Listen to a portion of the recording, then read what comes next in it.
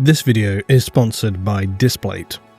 Displate have returned with a beautiful example of one of their limited editions that was sent to me, featuring a stunning Primarch Sanguinius design, even finished with a fitting radiant gold border. It looks fantastic and is surely a piece that will continue to inspire as I create future content. This Sanguinius design is unfortunately sold out at the current time, but it may well return as a regular print in the future. Displate carry a massive catalogue of official artwork, including Warhammer, Elden Ring, Star Wars, The Witcher, Destiny and many others. They also host artists with their own designs. Any limited piece will be individually numbered, signed, a certificate of authenticity and premium packaging. And when I first had the opportunity to test out Displate, that mounting system was something of a question mark for me. However, now 10 months down the line, I've had no issues, no prints detaching in the night, and that's with me changing them over as and when I feel like it. So if you want fast mounting with no drilling or later holes to fill in, it's a great system. You just apply the pad and magnet, snap the plate on, you're done. Plus, the magnetic mounts enable you to swap designs from your collection easily. Displate prints are available in standard finishes like matte or gloss, and you can add stylized borders as a design choice, though important to note, these aren't physical frames, they're part of the artwork itself and can trim a few millimeters off the actual artwork, which itself must be then scaled to accommodate that border. However, for certain images, the cropped style can work. I have a couple in this style with my own Displates. Their texture designs feature a raised contour style which catches the light and yes, the texture of the print. Originally, I wasn't sure if I would enjoy this at first, but actually the effect is more subtle and surprisingly satisfying in person to look at. Having owned Displate prints for the best part of a year now, I have to say they're definitely a product I would gladly recommend. In fact, so much so that I decided to add in another one of my favourite pieces of artwork, the Emperor's Golden Throne on Terra, which will be arriving with me very soon. I'll probably post images of it in a community post for the channel when it arrives, as I'm sure this is going to be an amazing piece for my home 40k studio. Plus, if you're ever stuck for a last minute gift, Displate orders usually arrive within 5 or so days. So check out Displate today. You will be supporting myself and the channel, and it's a product I gladly recommend with many artworks in my own home office. You can also use my discount link in the description and pinned comment below, or use my code LUTIN to get 32% off 1 to 2 Displates and a massive 37% off 3+ Displates. A big thanks to Displate for sponsoring this video, and once again, please check out the links directly below.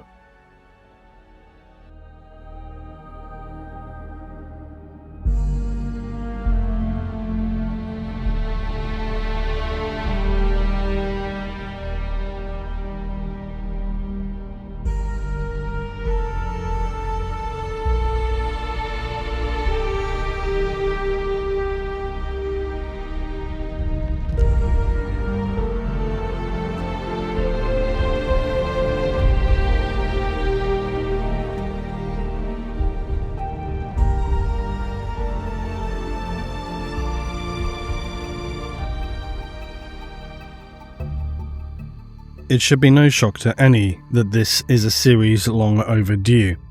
I've been all too aware that speaking to the Primarchs is an obvious necessity, but I also hope that it perhaps speaks to my sincerity as someone who enjoys the discussion of lore, that I didn't just rush to hammer out what even in a lackluster form would be very easily solid content.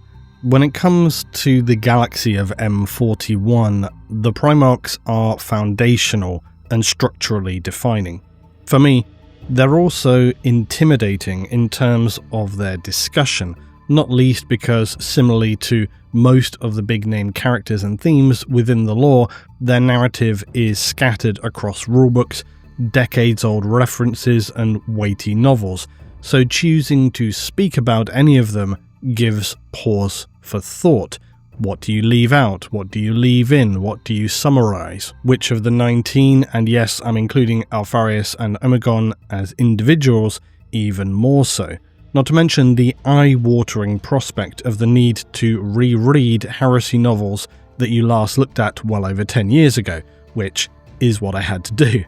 Sanguinius has always been also a figure of obviously supreme tragedy, and while it may to some not land with necessarily the same gravitas that it did in the years of old, for myself, and I'm sure many of you, Mike McVeigh's diorama of the final battle between Horus and the Emperor resonated very deeply when it was first presented and continued to do so over the years. And this was because it featured, of course, the shattered remnants of the great angel Primarch, brutally slaughtered upon the vengeful spirit, before, of course, the ultimate battle for humanity and the galaxy would take place. In the decades since, each Primarch has been revealed through differing perspectives and stratified details. Some have novels which address their very specific origins, others, like Sanguinius, skirt around that or just cover it in brief. And that's likely because while it's necessary to be spoken to, it doesn't necessarily define them. Whereas for those like Lorgar or Angron, the events that took place prior to their rediscovery with the Emperor were so formative that it would define very much of their outlook, ideology, and character thereafter, their very decisions. So I think I will simply end this introduction by answering a common burning question among those who may not have read through the Heresy or other adjacent material. That being, which novels or material speak most to the Primarch of the 9th Legion? Interestingly for Sanguinius, his appearances are relatively scant. Even in Fear to Tread, the 21st Heresy novel in the series, and was for the longest time the single most significant in how it documents the Blood Angels and speaks to their Primarch, it's hardly focused entirely around Sanguinius and the exploration of his character. That is limited to moments. Although as the narrative goes, it does build a solid picture also of the Legion and Sanguinius through his orders, expectations, and actions in one of their most notable campaigns. Other than this, the other descriptions were perhaps in the Codex books or the so-called Heresy Black Books, which are the vast tomes of lore largely penned by the legendary lore writer Alan Bligh. Of course, there are many other adjacent mentions throughout the Heresy series. For example, in one of my favourite books, Know No Fear, we see one of the typical passing mentions Sanguinius receives. A single sentence delivers to us an understanding of how Guilliman feels, where it's described how Dawn, Russ, Manus or Sanguinius, Guilliman always claimed he could win any war outright against any foe, with basically those alongside to aid him. And whilst I'm speaking about Know No Fear, which I guess spoilers details the Wordbearer's infamous engagement at Kauth, and I do have to note it also features a description that I position as one of my highest ranked from the entire Heresy. That's where we see the spontaneous execution of an Ultramarine without him even being able to react, as he and a brother Wordbearer were just leisurely talking about the semantics of their purpose. The full weight of that execution and its brutality, its ideological impossibility, underscores in just a single moment the horror and the travesty of what is only now becoming fully apparent to the Loyalists. And honestly, that moment and the descriptions which run up to it are so significant, I really need to get that, frame it, and put it on my office wall, because it really, if you read the sentence, it really has so much weight. Anyway, my point being, that's just a passing reference, but sometimes passing small references, like Guilliman referring to Sanguinius, it speaks volumes to the character of others. And this feeds into the greater understanding that helps us to frame portrayals in longer, more detailed novels. And I mention this only to help clarify why having a greater picture of the lore is always important when reading about pivotal figures, as I often refer to the fact that the lore of 40k never comes from a singular source that is just irrefutable. It's delivered second or third hand. It's from those with questionable bias or just entirely unreliable. The Great Angel, for example, that's a novel entirely devoted to Sanguinius, but it also comes to us from the singular perspective of a remembrancer, which in some ways is more revelatory and reliable than if it were an invisible narrator, or even that of the lived experience and first-person perspective of Sanguinius himself. But at the same time, and for as reliable and honest as many remembrancers and their records are, you're still seeing things through somebody else's eyes and interpretations. And even in that novel, the remembrancer himself questions his own perspective and his own accuracy. In terms of other descriptions, obviously really then you get into the Siege of Terror, Echoes of Eternity, The End and the Death. We'll come to those things later on. So as is ever true within the galaxy of M41, we're left to interpret, to read between the lines more than we might otherwise wish to construct some literal absolutist analysis. But this, of course, is entirely the point. The scattering of the Primarchs is undoubtedly a subject that I will mention many times throughout this slow-to-unfold series. For anyone who is unaware, before the Great Crusade even began, the Primarchs created by the Emperor would be scattered across the galaxy through a warp vortex. Now, the exact cause of this for the longest time remained something of speculation and debate, and even now, while we know many elements involved, the ultimate defined design of what occurred is, in my opinion, still clouded. How so? Well, far be it from me to go on a tangent so early, but there is this figure known as Urda. She was a perpetual and very powerful psyker. She was active prior to the Crusade and Unification, but whose origin and history otherwise remains largely unknown. She was revealed during the Siege of Terror series, and also that she was the mother to the Primarchs. But as did many of the Perpetuals, she significantly disagreed with the Emperor's plans once it became clear how he intended to use those superhuman beings he was creating.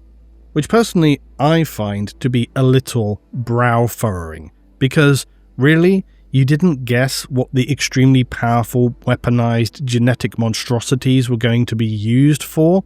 It feels like you probably should have paid a little more attention to human history across the past, 20,000 years as a perpetual, because it gives the same vibes of scientists nonchalantly creating an ultra-deadly virus for a Bond supervillain to deploy, aka Moonraker, and just abruptly wondering, you know what, Jenkins, what do you think he needs this 99% deadly virus for? Ah well, I'm sure it won't be anything too appalling or involve the death of millions, so best stick to our work. Now sure, maybe I'm being too cynical, because the Emperor is very well known for being entirely benevolent, but let's imagine you were planning to live on Kur in Monarchia, then you probably should have figured this out before the project was 99% complete. For Urda, it seems that only when the writing was on the wall did she apparently use her own power to scatter them, which is still pretty vague, but in the chaotic timeline of the Crusade and the Heresy, makes sense of a sort. Another factor relating to this, unfortunately, is time.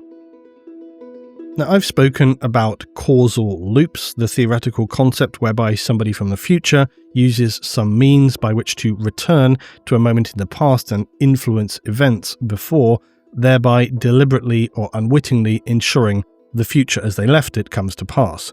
This is also known as a bootstrap paradox, because there's no way to define a starting point for that loop of events. The event in question involved the word-bearer Argol Tal, who, at the behest of a demon Ingathel, destroyed the Gellerfield, protecting the Primarchs, thereby enabling their scattering into the warp. There also remains speculation that some of the Primarchs could have been contaminated during this period of exposure to the warp, and that's certainly plausible if not even confirmed, but it is effectively entirely still unproven. But all of which adds to the ongoing musings about time in 40k being linear or not, or if it exists as being both linear and eternal in some bizarre duality with the warp versus reality, which whilst very confusing seems to be superficially the case. And this ties interestingly into the last aspect for one novel that I didn't reference earlier, being Pharos. Now Pharos in the greater lore is of course significant about the event that potentially triggered the attention of the Tyranids to the galaxy, but specifically relating to the Primarchs, it's also an exploration of the dynamic between two of the most key characters and how the raw truth of the Emperor, Crusade, and Heresy was steadily being revealed. We're talking about Konrad Curze, Primarch of the Night Lords, otherwise the 8th Legion. Now, Sanguinius was gifted, or in the view of Curze, cursed, with the ability to have some level of foresight. From the perspective of Curze, this only further entrenched his bleak, nihilistic outlook. For Sanguinius, it was more existential. In Pharos, Curze has been lying in the shadows of the world, which adds weight to his bleak, realist perspective that even here, amid Guilliman's grand domain of prosperity, hope and charity, there are still these dark, forgotten corners where nobody cares to tread. Here are just the forgotten humans, the downtrodden. And Curze believes that this signifies that all this grandeur and construction of humanity's great future is just a grubby lie. It's all for nothing and a charade in service to the Emperor's own magnificence and a stubborn ignorance to accept the reality of what humanity is at a base level in terms of its relationship with the warp. He's fundamentally saying we can't elevate ourselves, nothing can really ever change. And while confronting Sanguinius, the two have a fascinating discussion about their origins and the broader goals of the Emperor. Now, Curze, of course, already believes the Emperor to be a liar and a manipulator, and really he could have come to this conclusion even without the whole heresy stuff going on. He pushes Sanguinius to admit that this cannot be denied. In fact, he says it is entirely self-evident, and that Sanguinius must surely agree to what Curze and astonishingly Guilliman have already concluded, that the Primarchs' scattering was no accident at all, and that the Emperor very much intended this to happen, no matter who or what else was involved to actually facilitate its occurrence.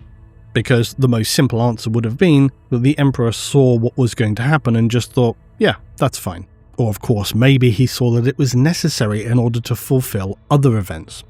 Regardless though, Curze presents the most blunt and visible rationalization for this, that being the impossibility of the coincidental scenario whereby every Primarch just happened to land on a world that further then embellished or intensified their specific existing traits, which I think has always been a very obvious point to signify that the scattering was orchestrated. I'm sure that you've seen and thought about this and concluded the same for yourselves, because how would it have been, for example, if Guilliman had ended up on Barbarous, or Dawn Prospero, or Angron to Macragge, and so on?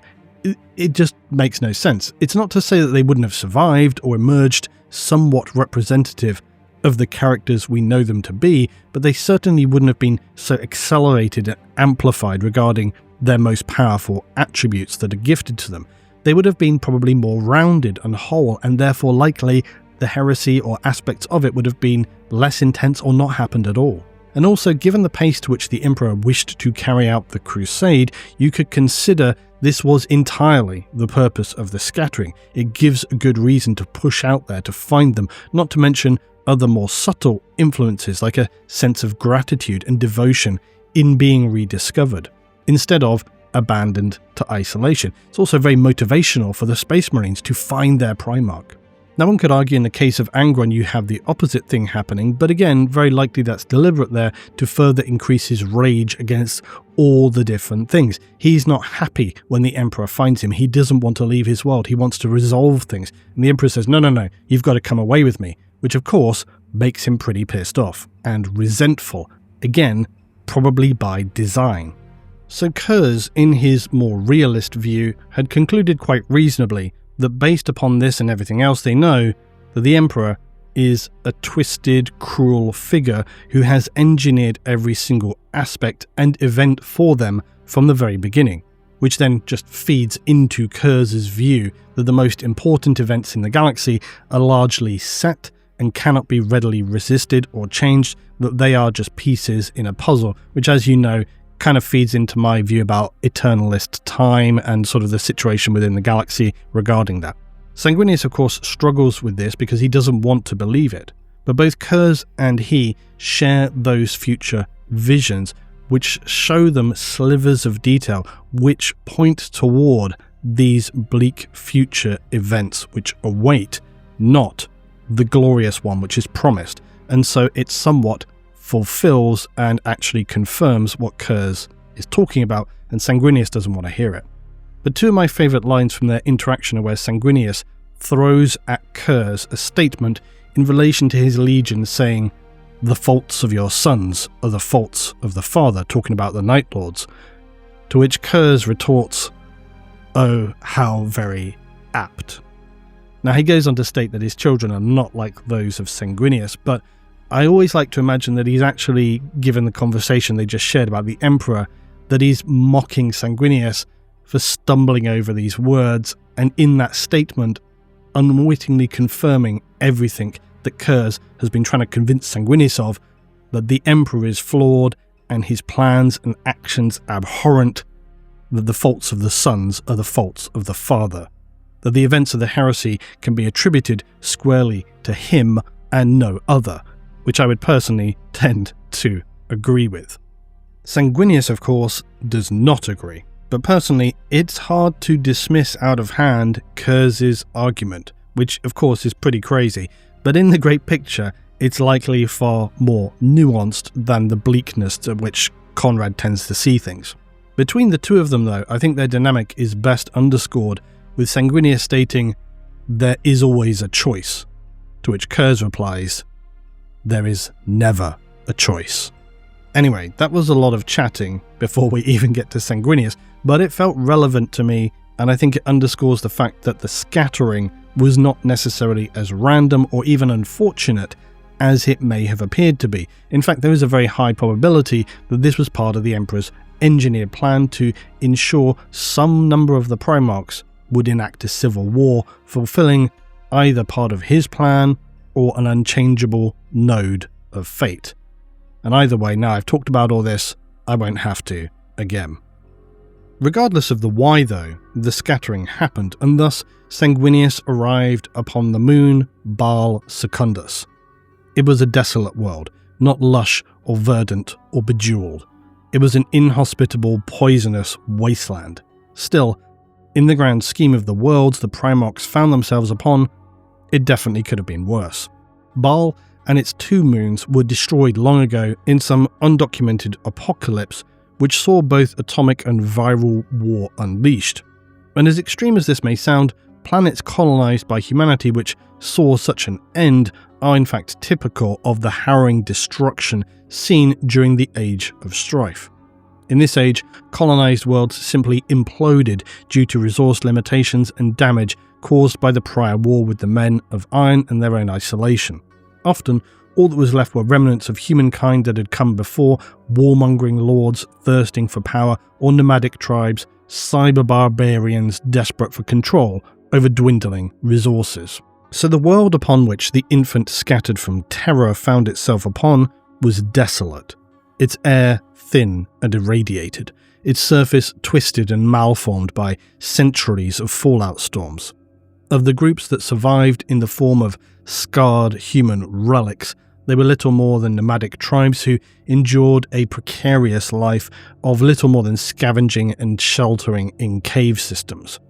Unable to escape the contamination, their bodies and those of previous generations had become significantly genetically damaged, which led to them having mutated and deformed physical states. They held no records of what had come before, they barely had anything which constituted a civilization. They were only able to chronicle something of the events which passed through oral storytelling. In time, this would become a characteristic to which the Blood Angels themselves were known for. So the fact that the winged Primarch would find itself upon a world where mutation was commonplace seems, one might argue, in this instance, extraordinarily fortunate. For upon numerous other planets, the discovery of a child with vestigial wings would likely have led it to being immediately killed there and then, if not purged with fire. And I think just a reminder to observe that the Primarchs were certainly powerful, but most of them still mortal. In their initial infant form, it would not have been impossible at all for them to have been murdered by the dregs of humanity. Not so upon Baal Secundus, although saying this apparently even then, there were still those who found the fact that such a pristine child could survive in the inhospitable wastes troubling enough they felt that they needed to call for its death. It wasn't mutated enough comically, but this did not occur. The Baalite tribes would recount the tale of how he came to be among them over many centuries, so much so that it would be ingrained into their collective cultural memory. All the Primarchs grew and advanced at a staggeringly inhuman rate, so that within only weeks the child upon Baal was readily walking, even escaping from his tribal wardens. It is said that at one time they even found him within the lair of a Baalite fire scorpion, and to their astonishment, the unarmed infant had destroyed the creature. This was despite being stung by its extremely poisonous venom several times, enough that it should have killed any ordinary man. So Sanguinius grew to where his wings were of pure white and an impressive span, unlike those of the tribe he had been adopted into. He was a being of light and purity, and thus inspired awe and devotion from the tribe. Sanguinius was quite clearly a transcendent being. His form was one of such beauty that few could bear to look upon him, and unlike all others, he showed no weakness or vulnerability to the harsh surroundings that steadily poisoned even those accustomed to a life surrounded by it. As was typical of the Primarchs, there would come a defining moment where those who have followed the miracle child became all too aware of what these individuals were truly meant for, that being war. Baalite myths describe how at one time the tribe of Sanguinius was surrounded by cannibalistic mutants who had gathered to numbers in the many hundreds.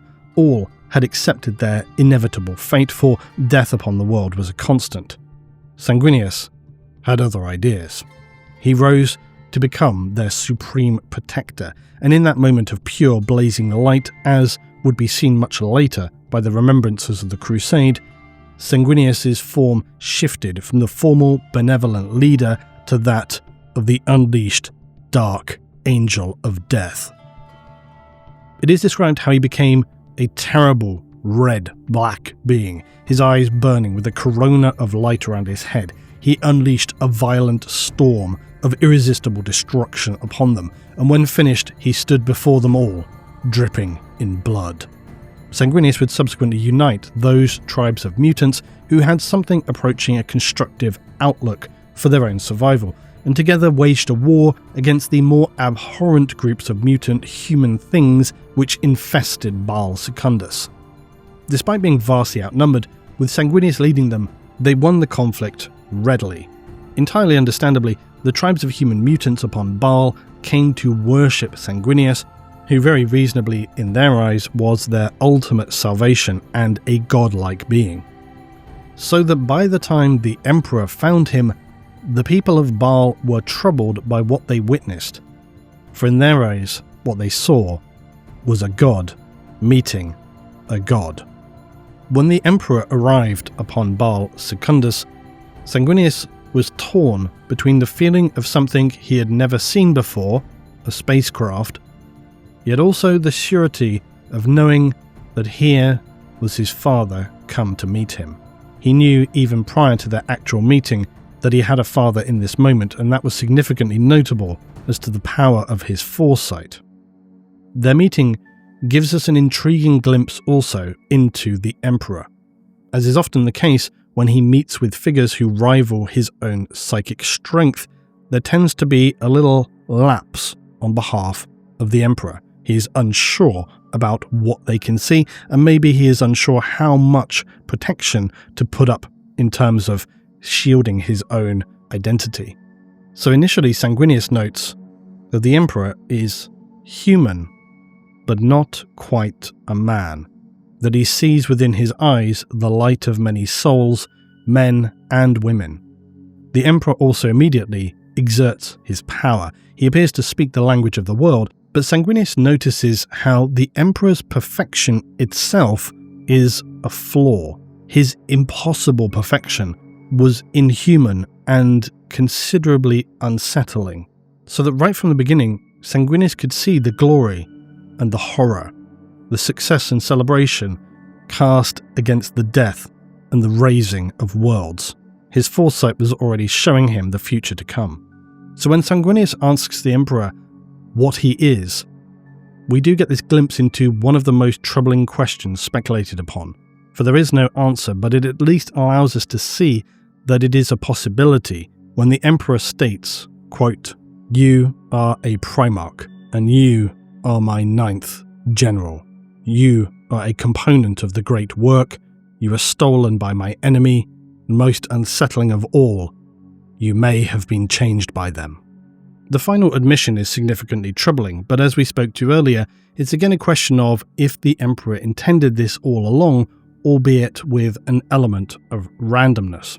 There's another revelation, in my opinion, also, when Sanguinius tells the Emperor that he sees him as the death of faith, and the Emperor replies, yes, and also no, which I think could be suggestive that the Emperor does have some sense of his future, or at least one potential configuration which sees the reality whereby he becomes the God Emperor. More likely, though, he's speaking directly to the fact that Sanguinius is worshipped by those upon the world here, and the Emperor wishes to simply note that faith is a dangerous thing among humanity, and so he has not come to simply destroy this, but to raise Sanguinius to his true design. Unlike other Primarchs, Sanguinius could see more clearly what the Emperor had in place for their future, and also the hypocritical compromises which undermined his ideology. For while worlds of faith who could not be turned to the imperial truth would be raised, others, such as the Mechanicum, were tolerated and compromised with, because their greater support outweighed the principles of the imperial truth. It was something which Sanguinius would never forget, and so when the Emperor told him of all the glory he sought to elevate him to and gift him through the legion to command, Sanguinius considered what happened if he refused the Emperor's offer. The Emperor, of course, knew that he would not, and when all Sanguinius wished for was those of his tribe to be left unharmed by the Leviathan forces of the Emperor just approved, and Sanguinius joined to lead his legion. The Revenant 9th would become the Blood Angels. The 9th Legion, which had been steadily broken by attrition and brutality during the early period of the Crusade, they were often cast into the most brutal compliance campaigns, deployed without reinforcement to worlds where resistance was fierce and terrain unforgiving. Their mortality rate was among the highest of all the legions, and their replacements were very scarce. So they had this reputation of sanguine savagery. They fought with the relentless assault doctrine, choosing close quarters melee engagements wherever possible, and records describe entire campaigns that were effectively reduced to butchery, civilian populations extinguished alongside enemy combatants. They were known to pursue their foe until nothing remained alive to resist, which interestingly was how Sanguinius himself tended to view things. He held a very all or nothing perspective. I think very often there is this projection from what happened later upon earlier legions, in the sense that loyalist legions never had the same conduct seen among those like the Night Lords or the World Eaters. But that really couldn't be further from the truth, especially in the case of, say, the Space Wolves. In terms of the Revenant 9th, their conduct even earned them censure from Imperial commanders because of just how brutal and slaughtering they were. Yet their value was still unmistakable. They were this irresistible blade, unsheathed when horror itself was required as an instrument of compliance. But things changed significantly upon the Primarchs' return. The transformation from their bloodthirsty, near-barbaric practices to becoming swiftly under his hand paragons of martial prowess. Still, darker practices that had begun to become a concerningly regular part of the Legion were also now more strictly concealed. They learned to cloak their ferocity, replacing it with artistry and gilded nobility. Sanguinius's winged presence also created a mythology which tied very cleanly to his own presence upon the battlefield, for they were the angels of death, and the ferocity remained but it became more directed and supervised. They were the Blood Angels. Sanguinius was the great protector, the healer, the transformer and unifier. Yet for as much as he is characterized as the one who cared, he was as much a destroyer as any other. For all the Emperor's creations were designed for one thing above all else: war.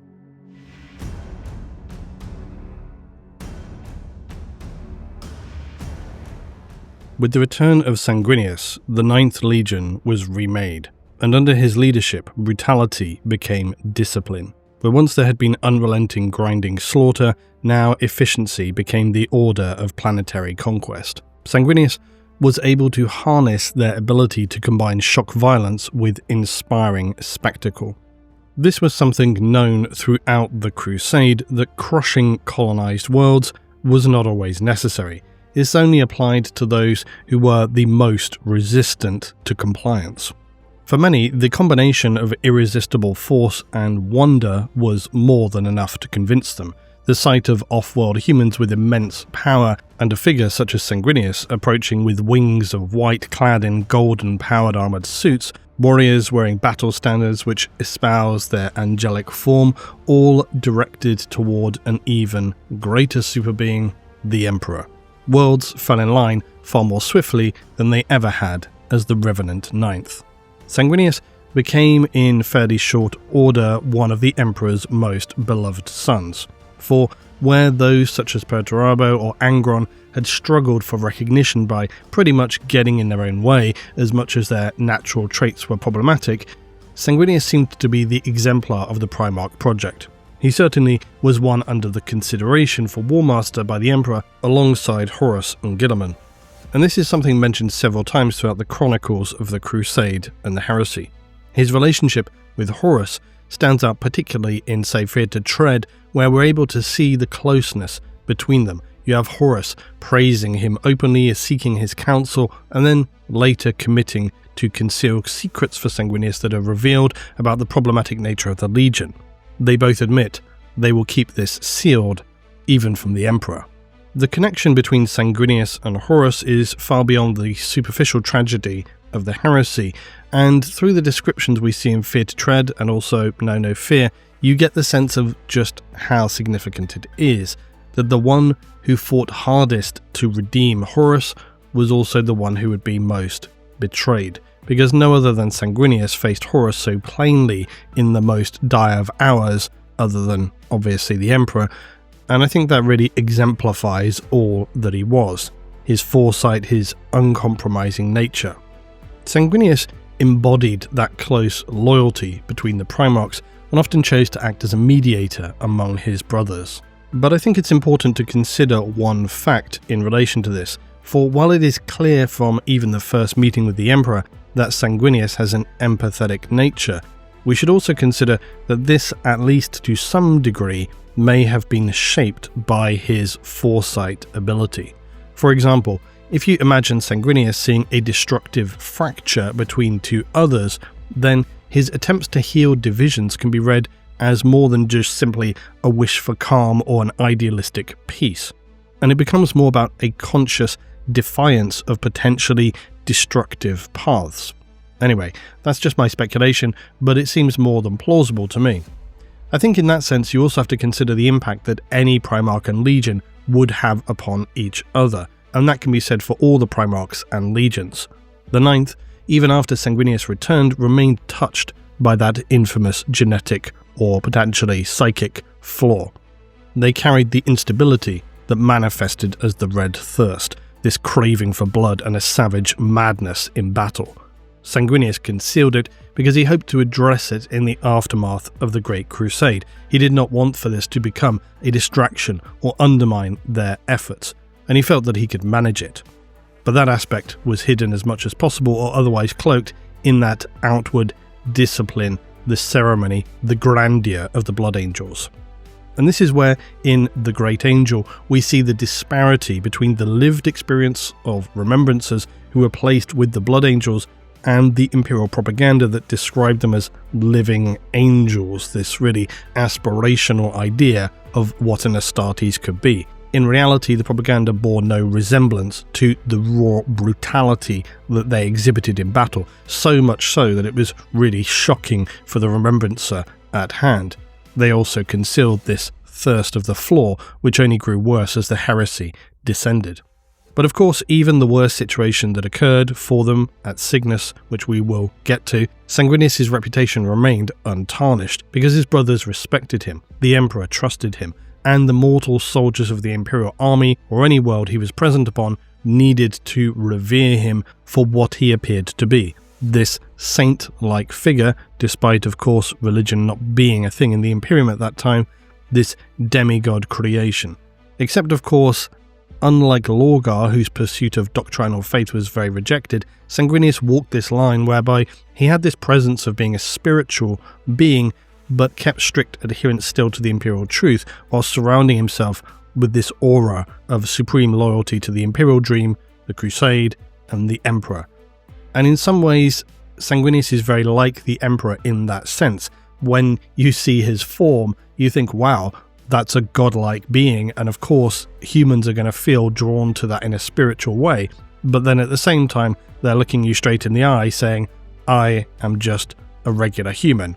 But unlike the Emperor, and more like Konrad Curze, Sanguinius' outlook of loyalty and the uplifting of worlds became tainted by his understanding of the true reality that lay beneath. His foresight contaminated his perspective, and so what was seen as uncompromising discipline and urgency was very likely an urgency in mind with the knowledge of what was still to come.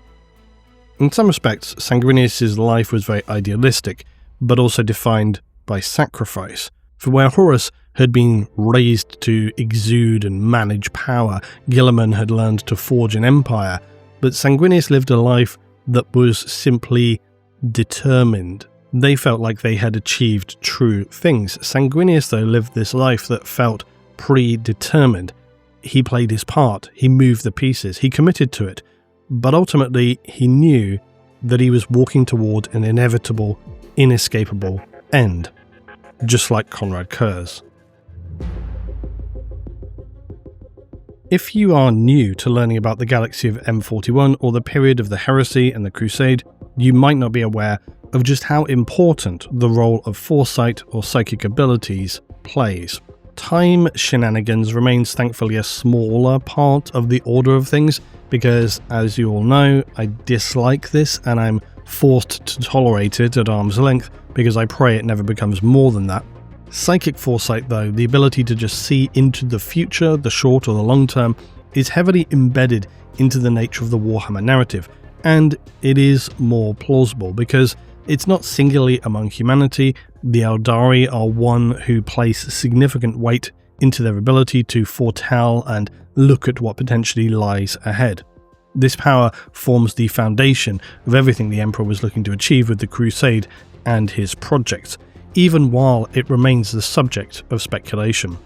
In short, I feel we can safely say at this point in time that the ability to see into the future is not solid nor defining necessarily of everything that is to come, but it can be defining about specific moments. It's not the reliability or strength any one individual has in regard to foretelling either. It's more about how future events themselves appear to be formulated to be more or less malleable, but with no real parameters about how or why that is necessarily the case. It's all very confusing. Some events appear to be unchangeable and locked in, others are entirely the opposite. Some races, like the Eldar, have a general psychic ability among their people, and so even Eldar who are just simple warriors appear able to display the ability of foresight and see seconds or just moments ahead into the future. It gives them an unnaturally fast reflex in combat because they're always seeing slightly into the future, whether or not they're even able to perceive that. Among the more powerful psykers within the Eldar, like Farseers, or within humanity like the Emperor, they attempt entirely different levels of foresight. They're looking centuries or even thousands of years into the future, and it cannot be underscored just how complex and difficult such efforts are relative to trying to interpret what actions they need to execute in the present to influence the future at such a distance. And I think when you start to really understand that, it helps you understand just how complicated and challenging what the Emperor was trying to achieve really was. Among the Emperor's sons, Sanguinius stood apart for the clarity of his gift. He did not display necessarily the psychic might and the sorcery of someone like Magnus, nor was he burdened by the oppressive visions that plagued Kurz, and I think we do need to note were as much influenced by his reality and personality as much as anything else. But what Sanguinius received were more typical of those capable of foresight, fragments of what might come to pass, impressions without context, half-glimpsed uncertainties, and occasionally, as was the case with his own future, actions that appear set in stone. For those around him, Sanguinius' behaviour appeared to further reinforce his miraculous nature, proof that he walked with the touch of destiny. He's exhibiting that same sort of ability that the Eldar have, moving almost ahead of time. And although very different to Comrade Kurz from the Night Lords, Sanguinius shared their understanding of this existential constraints that are placed upon them by their own ability. Again, in The Great Angel, our remembrancer Cortenia presses him to explain about this. Sanguinius, ever pragmatic, admits that in order to see the future, it's a paradox, in the sense that, far from making you invulnerable, as one might imagine, it can in fact be the opposite. Yes, you may have some small ability in the short term, but he best describes its nature as sometimes of concrete things, the way an enemy moves, the curve of an axe, but sometimes of more nebulous things, the shape of the crusade, the fate of a soul. He also says that a vision can lead you into error, or even, if it is true, you can take the wrong path by seeking to achieve it. It can come to obsess you. You see a fate you wish to avoid, and in preventing it, you cause greater harm. Or you become possessed by longing for something good and put aside your duty to achieve it, and in doing so, lose yourself. Foresight has its uses, but I do not see it as a blessing. Sanguinius explains something which I think helps us to understand the Emperor's position also, that of the fragments given, it is never the whole, and because of this, they are in many respects all but useless, because you're only seeing a few pieces of the entire puzzle and trying to simply guess what you need to put in between to complete everything. A man may dream of death and seek to avoid it, only to create the conditions by which it occurs. One might misread a sequence of events. They could alter a path to avert disaster, but step into another, far worse situation they're unable to foresee until they already altered the known events. Sanguinius sees things obviously through a far narrower lens than, say, the Emperor, but it does illustrate to us through his descriptions, as I say, the complex nature of the efforts of the Emperor and Malcador. I think in that sense, it begins to become understandable just why the planning of the Crusade, his goals for humanity, this sense of the Emperor with all-seeing knowledge, yet simultaneously as if he had no idea what was going on in some moments, and at one point literally says this to the Custodes when they ask, "What do we do next?" and the Emperor says, "I don't know." As Kurz observed, in some ways this is more of a curse. All your knowledge becomes suspect and unreliable, and at a certain point, what do you trust anymore?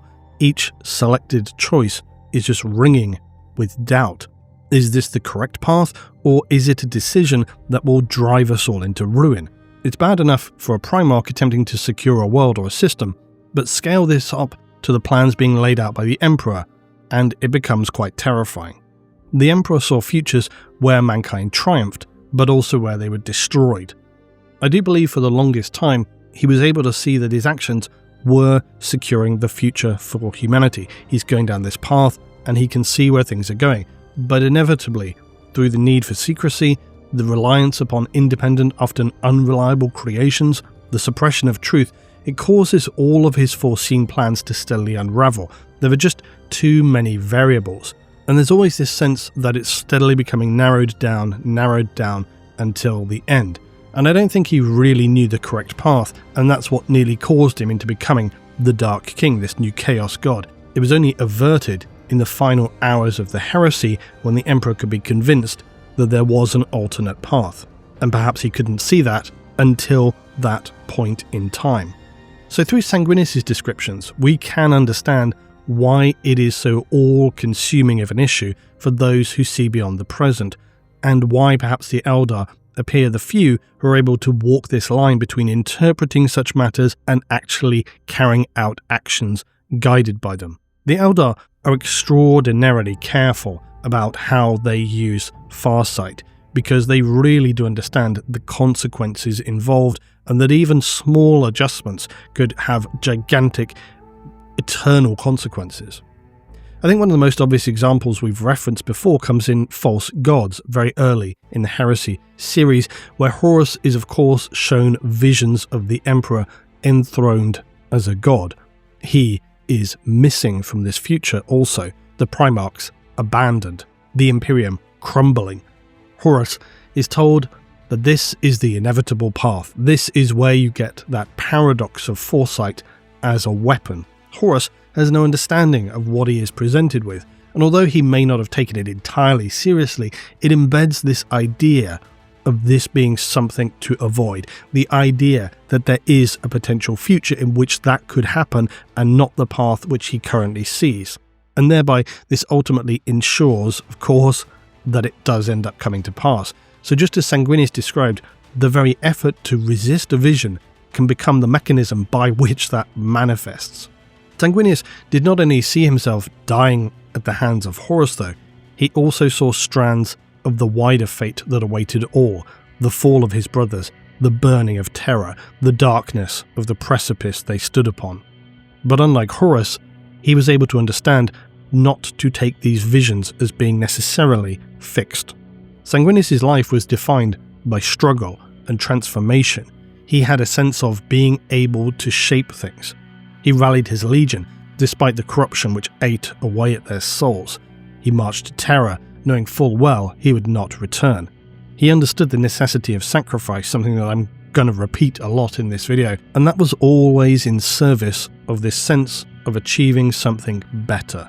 Although he shared much with Konrad Curze in terms of foresight, that was where they significantly differed, because for Konrad, whose visions of endless tyranny drove him fully into nihilism, and perhaps also should include Magnus, who believed he could control destiny through mastery of the warp and its power through sorcery, Sanguinius saw and accepted the inevitability of his fate, and so when he walked through the palace during the siege, stood in defiance of the worst horrors of the warp of the Eternity Gate, he held the knowledge that this was not to be his final trial. He understood that something far greater and darker awaited. So, in that sense, every battle he fought was staged against the background of a death he had already accepted, which meant he could give a lot more in battles which led up to that, which interestingly is akin to some warrior philosophies such as that of the samurai, who are taught to accept the inevitability of death to practice this mental preparedness to thereby detach themselves from their worldly fears and their expectations, and in doing so become more effective through clarity of mind, enabling them to act very decisively. There's certainly some comparison to be made there between this and Sanguinius. To live with foresight is to inhabit a reality divided between the present and its potential. And as I spoke to earlier, there seems very little left to chance when it comes to the Primarchs, and so I wonder to what degree this was placed upon Sanguinius by design. Did the Emperor himself foresee the potential need for sacrifice, and that Sanguinius would be the only one capable of accepting that role without faltering? I think we could well imagine other Primarchs who would have definitely raged against such a destiny, unable to accept the inevitability of their own death. Sanguinius did not. He was taught to accept this from his very inception. He lived with it and stepped toward it unflinchingly. And this may explain why, in the end, the Emperor, despite his show of telling Sanguinius to remain behind, did allow him to face Horus aboard the Vengeful Spirit, because ultimately they both knew and accepted what had to occur.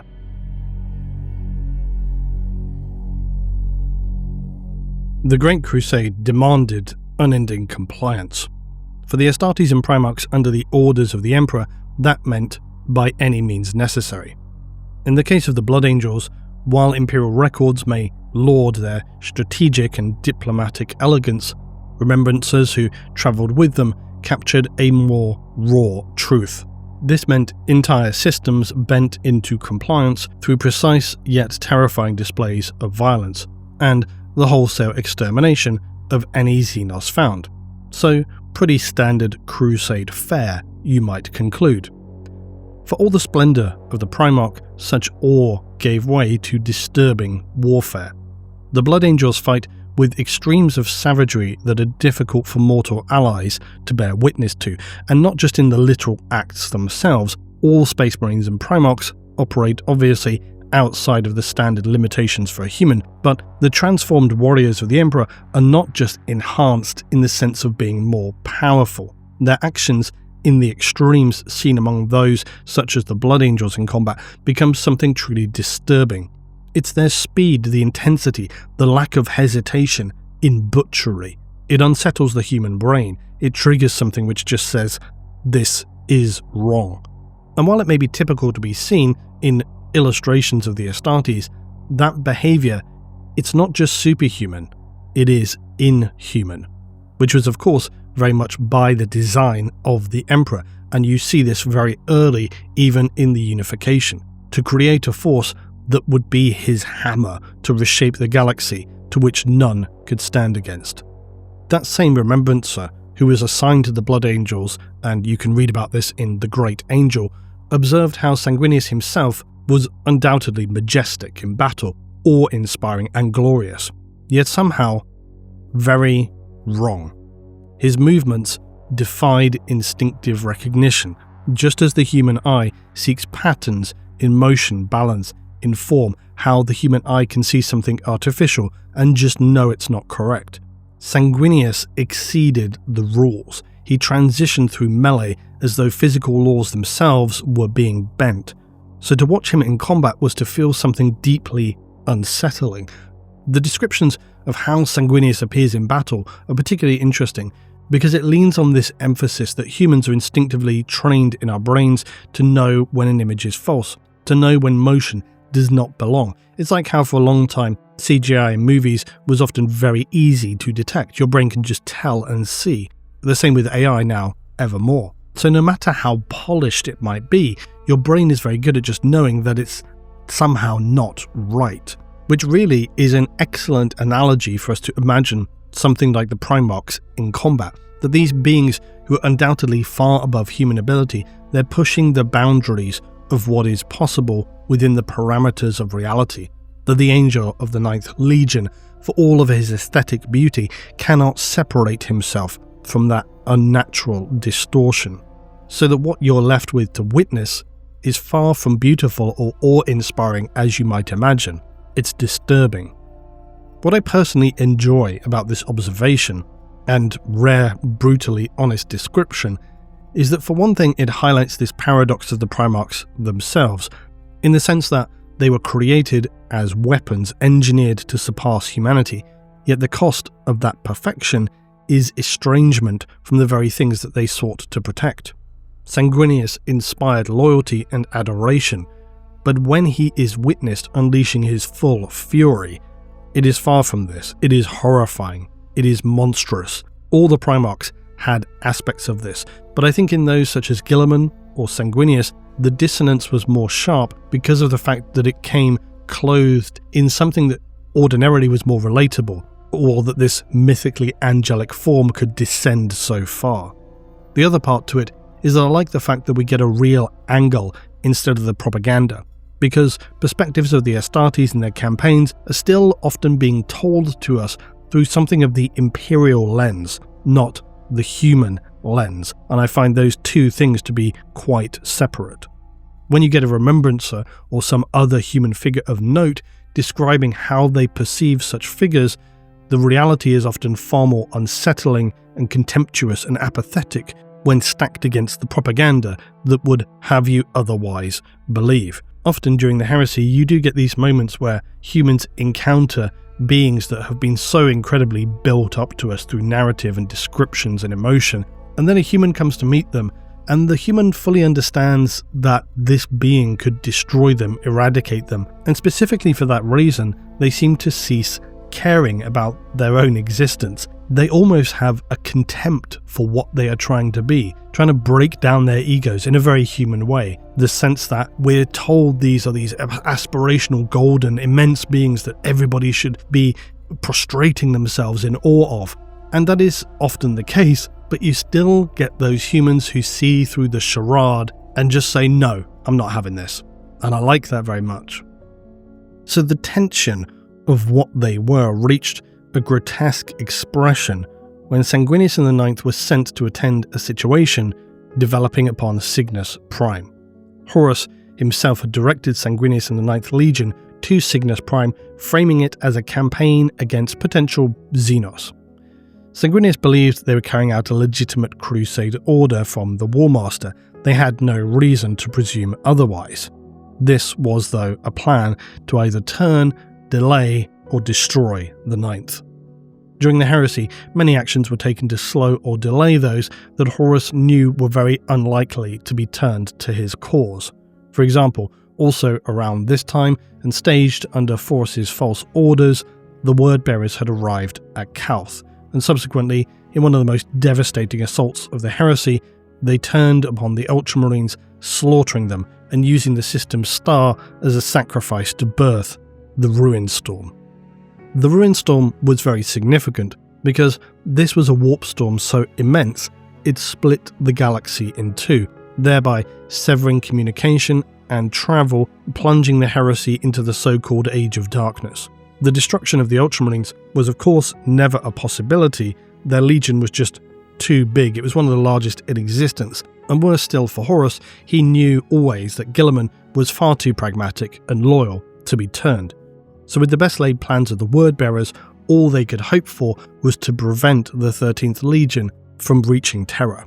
To be clear, the Ruin Storm was not a literal tear in reality, such as the Cicatrix Maledictum in M41. It was an overflowing incursion by the warp which soaked into and contaminated real space. Skies warped into visions of hell, demons spilled out upon worlds, areas were cut off from central command, scattered Astartes were forced to fight in isolation as the Imperium became consumed by now the full outbreak of the heretical war.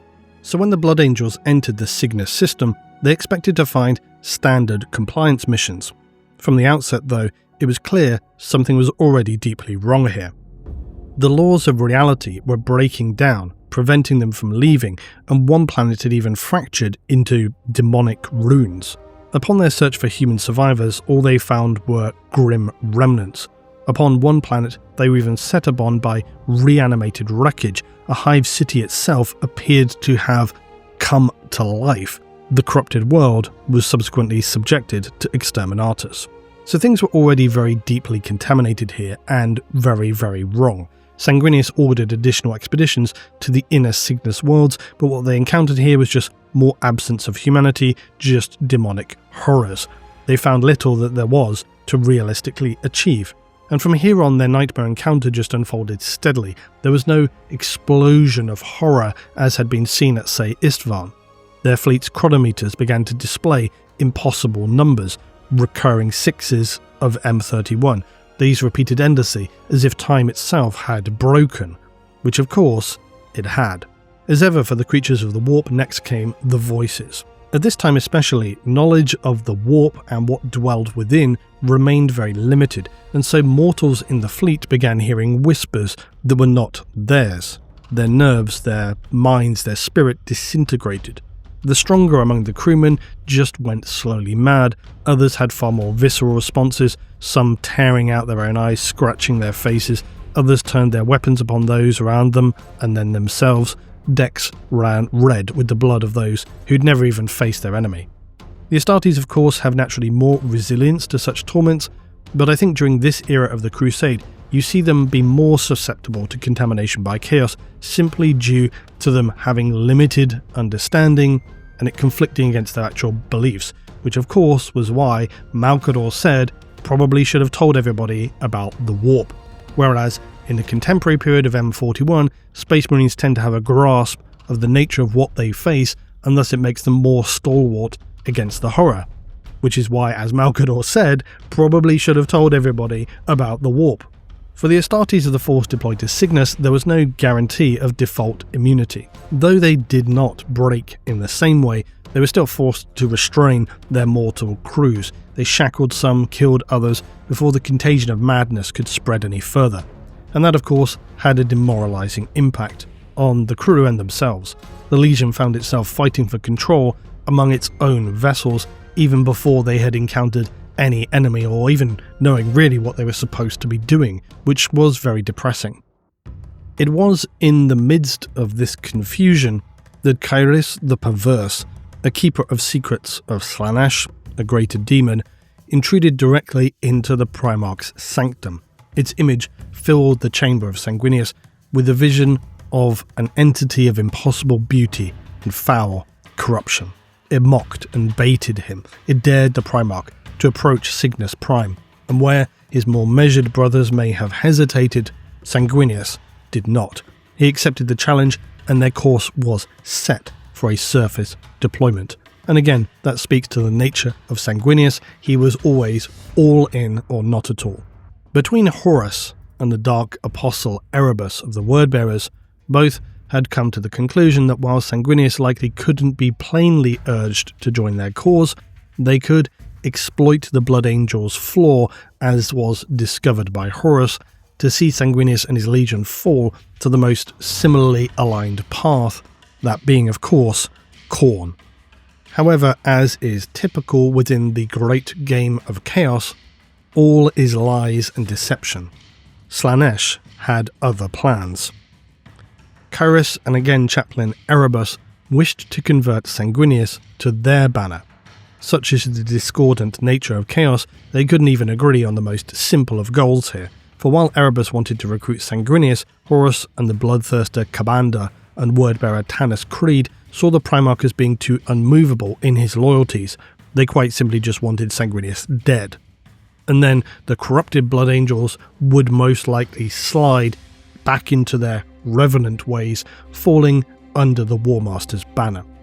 Signus was a disaster for the Loyalists, for before the Blood Angels could even deploy, their fleet was assailed from the void, corpse ships, derelicts animated by demonic will, crewed by their dead.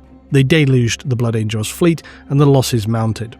Admiral Athene, commander of the Imperial Army, had been completely lost by now, and manically ordered their flagship, a massive Gloriana-scale battleship, into a collision course with the planet below. Only Sanguinius' intervention prevented disaster. He was able to seize the ship's controls and force the vessel into an emergency landing, but the impact was still so severe it caused significant damage, but the flagship and its crew survived.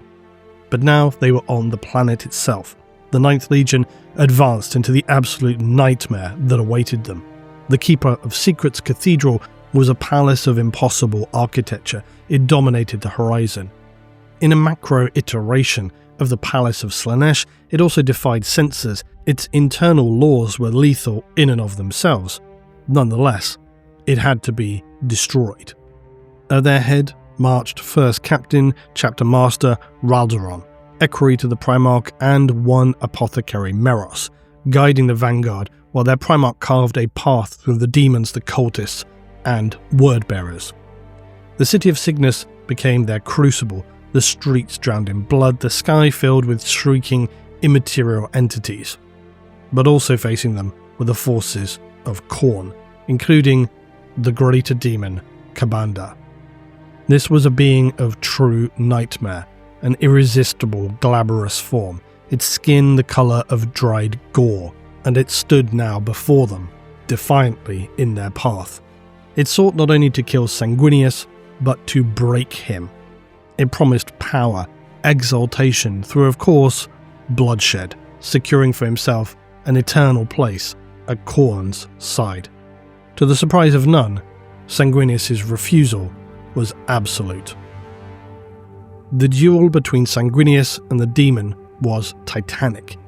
The Primarch struck a deep wound early upon the demon, but with his whip, the demon crushed the angel's legs and hurled him down, leaving the Primarch broken and helpless. And then the Bloodthirster turned its rage upon the 9th, leaving 500 Astartes slain in an absolute storm of slaughter.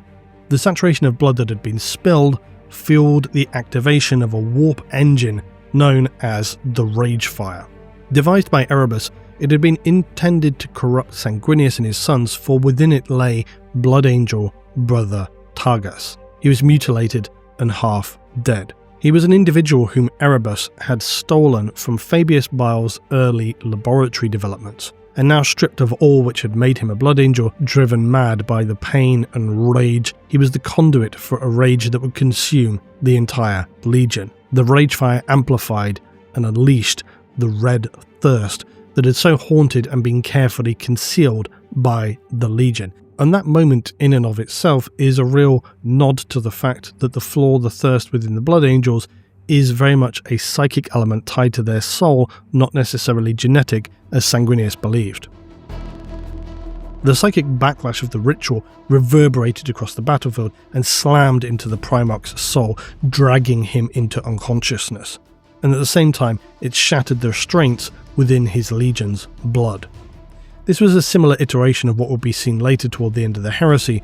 This was a precursor and a sign of that connection which existed between Sanguinius and his sons. The flaw they had always borne, the thirst they'd always suppressed, was unleashed, and now the Astartes who had once fought with perfect discipline fell into screaming madness, howling, tearing at their enemies with fingers, even teeth and nails. They tore at flesh, they drank of their foes.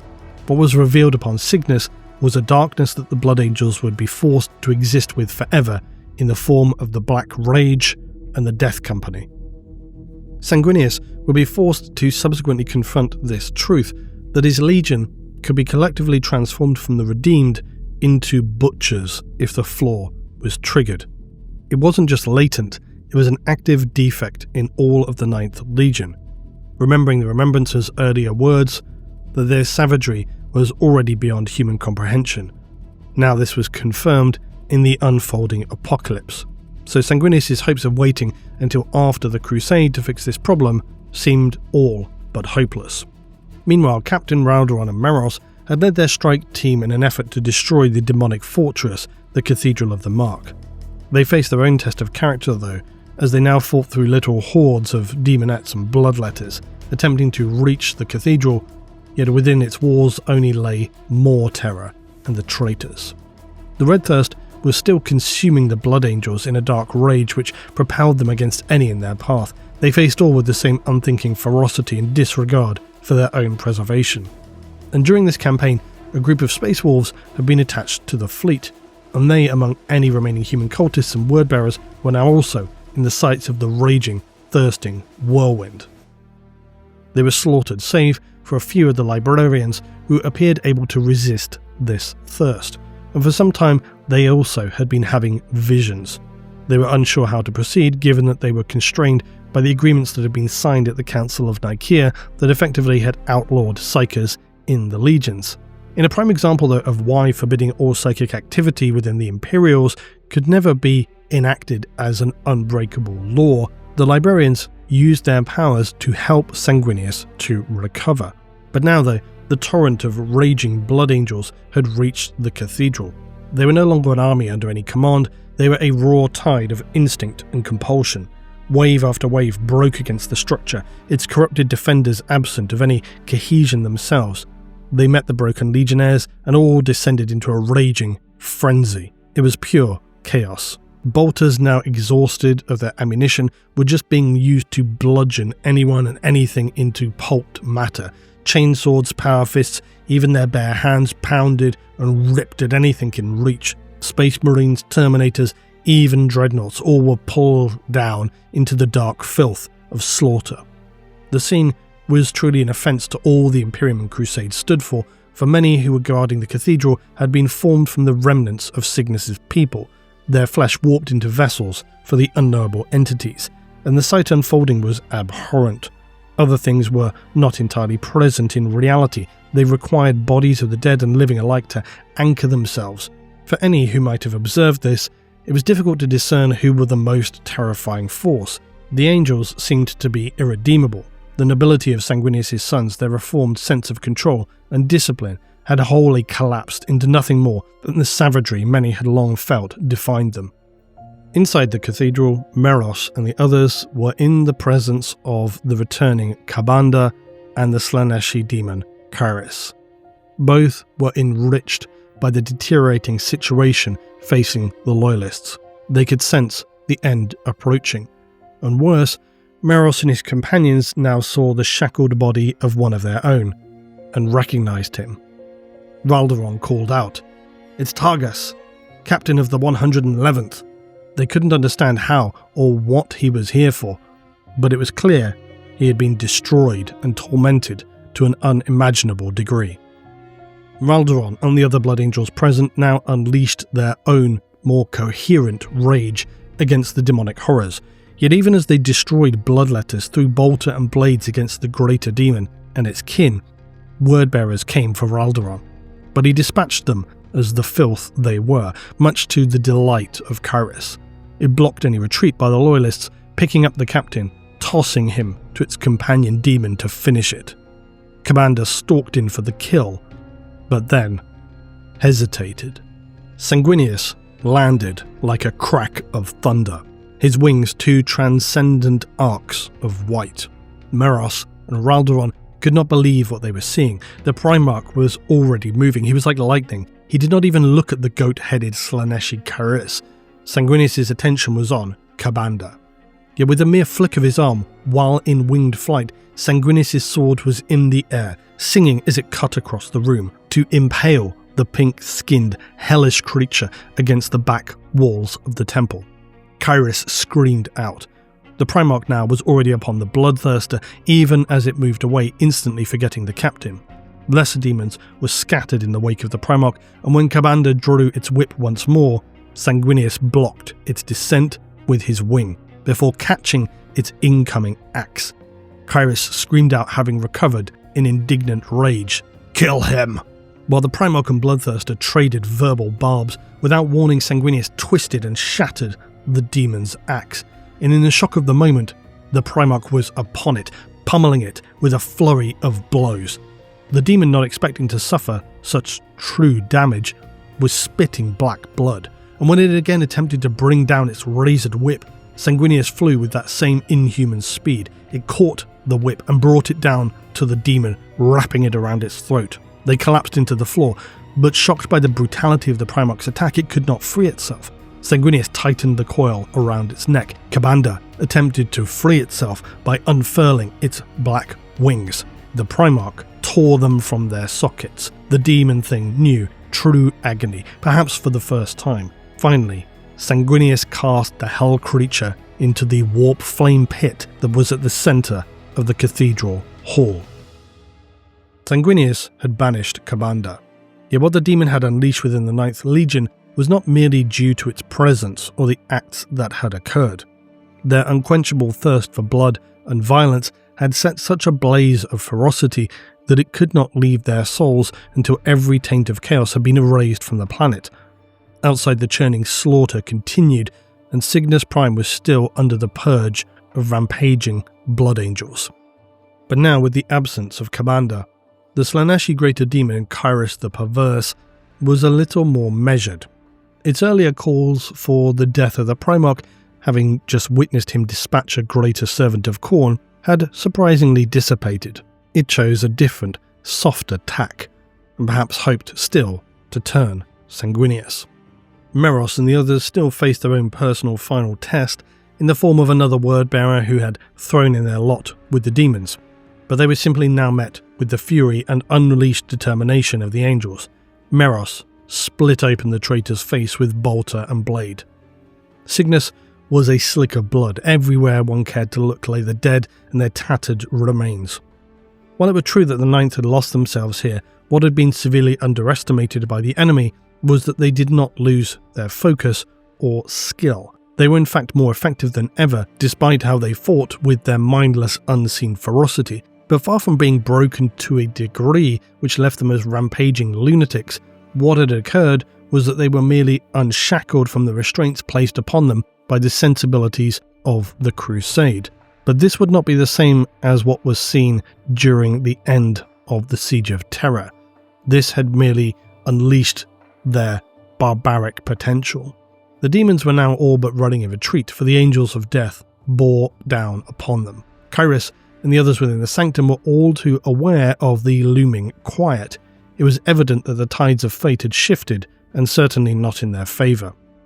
The demon had only one card left to play. It observed how this body was nothing to it. It could easily fashion and form more flesh. Sanguinius marched toward it with a determination to end this horrifying episode now, his blade in his hand declaring, "You are defeated, creature. This war of horrors is over." Except at this, Kyrus was laughing. It looked to exploit Sanguinius and leverage his foresight, his sense of the necessity for transformation and sacrifice. It declared that the Ragefire construct was no random object of ceremony.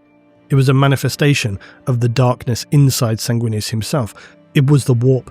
It was the wrath in them all. It even claimed that Sanguinius was tainted by the forces of the warp as he was cast to that ill-fated world, just as the Emperor had speculated. Kyrus offered its deal. If the Primarch would give himself fully to the Ragefire construct, then Kyrus would ensure the Legion would be cured of its thirst, which seems a stretch to believe. Nonetheless, in many ways Sanguinius was now at his lowest ebb, and so incomprehensibly considered stepping into the vortex in sacrifice for his Legion and the flaw within his own. Those Astartes who stood by now could see that Sanguinius was seriously considering taking the deal.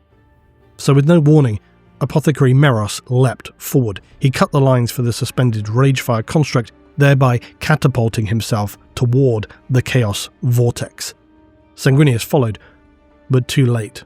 Inside the vortex, Meros refused to let his Primarch take the deal, instead stating that he knew, in the end, his Primarch would face Horus, and that this was a destiny he must see through. Meros removed his own gene seed, passing it to Sanguinius, before allowing the rage to possess him. What was experienced by him was a realm of unimaginable suffering, a vacuum of all emotions other than the unrelenting waves of rage. He wished vengeance for Targus, and held on to that even as he himself was consumed by the fire and fury that overwhelmed him. Meros, the apothecary, was dead, but the librarian sensed a new form emerging in this transition. The Ragefire capsule was destroyed, but within the realm of souls, something stirred. The Ragefire of 100,000 warriors collapsed, and the Psykers could feel Meros transformed. His face twisted, his armor distorted and blackened, its entire structure trembling as it struggled to retain the energies unleashed. Blood-drenched wings. The Red Angel. Sanguinius now simply dispatched the abhorrent demon of Slaanesh, severed its head, discarded it like the nothingness it was. And thus, one of the most devastating conflicts to befall the Ninth Legion was over. Now, much like the Dark King, I've sometimes heard people get carried away with the dramatic potential of what came to be. But quite simply, the Red Angel was the demon-forged avatar of the Blood Angel's thirst. It was the horror unleashed at Signus, culminating in a demon form emerging that had possessed Meros, and taking the form of a weaponized symbol of the Legion's curse. It didn't really appear in any significant events from here on, but it is believed was presented to Horus aboard the Vengeful Spirit, and thus it is present in the famous artwork of the Collected Traitors. The events of Signus are significant in the sense that they can be considered the true beginning of Sanguinius' inevitable martyrdom. He was forced to confront something he had wished to believe was not so, that the foresight of death was in fact inseparable from the fate of his sons. The Red Thirst was far more intertwined to their nature than he had thought were possible. It was more than genetic, it was at some psychic level, and so a cure could be near to impossible. Sanguinius most likely had always felt that this was the case, hence his need to so carefully conceal the flaw from others in the Imperium, rather than just consulting with the Emperor and saying, this is something we need to try and resolve. But at Signus, any pretense was torn away. In the duel with Ka'Bandha, we see also a sliver of the resilience and willpower of Sanguinius too. He's cast down and broken, his bones splintered, yet even such a monstrous foe could not crush the great angel. With the help of his librarians, he drags himself up. He becomes the vengeance and the fury. His willpower at Signus would of course be a marker of what else he would soon face at Terra. Signus was a heavy campaign, but fairly straightforward in the grand scheme of things. Its main conclusions are how the Blood Angels are revealed, redeemed, and transformed, which is a real theme for Sanguinius in the 9th. All the Primarchs have their traits and style. Guilliman has his order, logic, discipline, Perturabo with his calculation, strategic mastery, Angron with his sheer raw power, driven by rage, Horus, the diplomat, the manipulator, the powermonger. The list goes on. Sanguinius was led by vision and determination, an unbreakable will, no matter the desperation. He saw all were bleeding, crushed, broken, and still he compels his sons to rise, not just through pure loyalty, but the inspiration of his sons to see that they could become more than this dark, bloodthirsting rage that all feared would consume them. But the cost for this new transformation remained. After Signus, the Blood Angels carried internalized scars that could never really fade. The red thirst had been unleashed in a way they never could have imagined. I think Sanguinius knew then that his true, ultimate end was not one that he himself could decide. Through the fact that he had seen his near end, felt it, been offered it, but still survived. Signus is important to discuss, and it's actually kind of a brief overview, because within the whole context of the Crusade and the Heresy, for the 9th Legion, Signus was more than just another battlefield, because the battle aspect of Signus is actually fairly straightforward, quite small, and fairly standard fare for Astartes. For the 9th, it was for them this new beginning. For Sanguinius, it was a confirmation. It was a final seal upon a curse that could never again be denied, and would ensure that when the angel finally fell, it would be impossible for him to fall alone.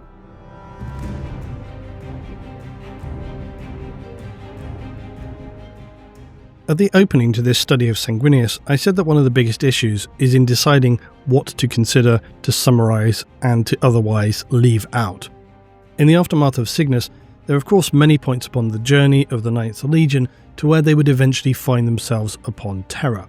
And while noteworthy, they're not necessarily revelatory in terms of what I want to think about. So for this section, I'll attempt to summarise more than discuss, and this really also includes the larger Siege of Terra section covered in Echoes of Eternity, and we will talk about that a little bit more later on. But at this point in time, we already know about the flaw and the thirst. We already know about the doom awaiting Sanguinius, and he speaks about that more openly as time goes on. But I would still recommend to read the likes of Echoes of Eternity, Saturnine, and so on, because it gives you more in the atmosphere, the scale of involvement of the Primarchs during that final siege, as well as some level of explicit detail which helps us to unpack them all.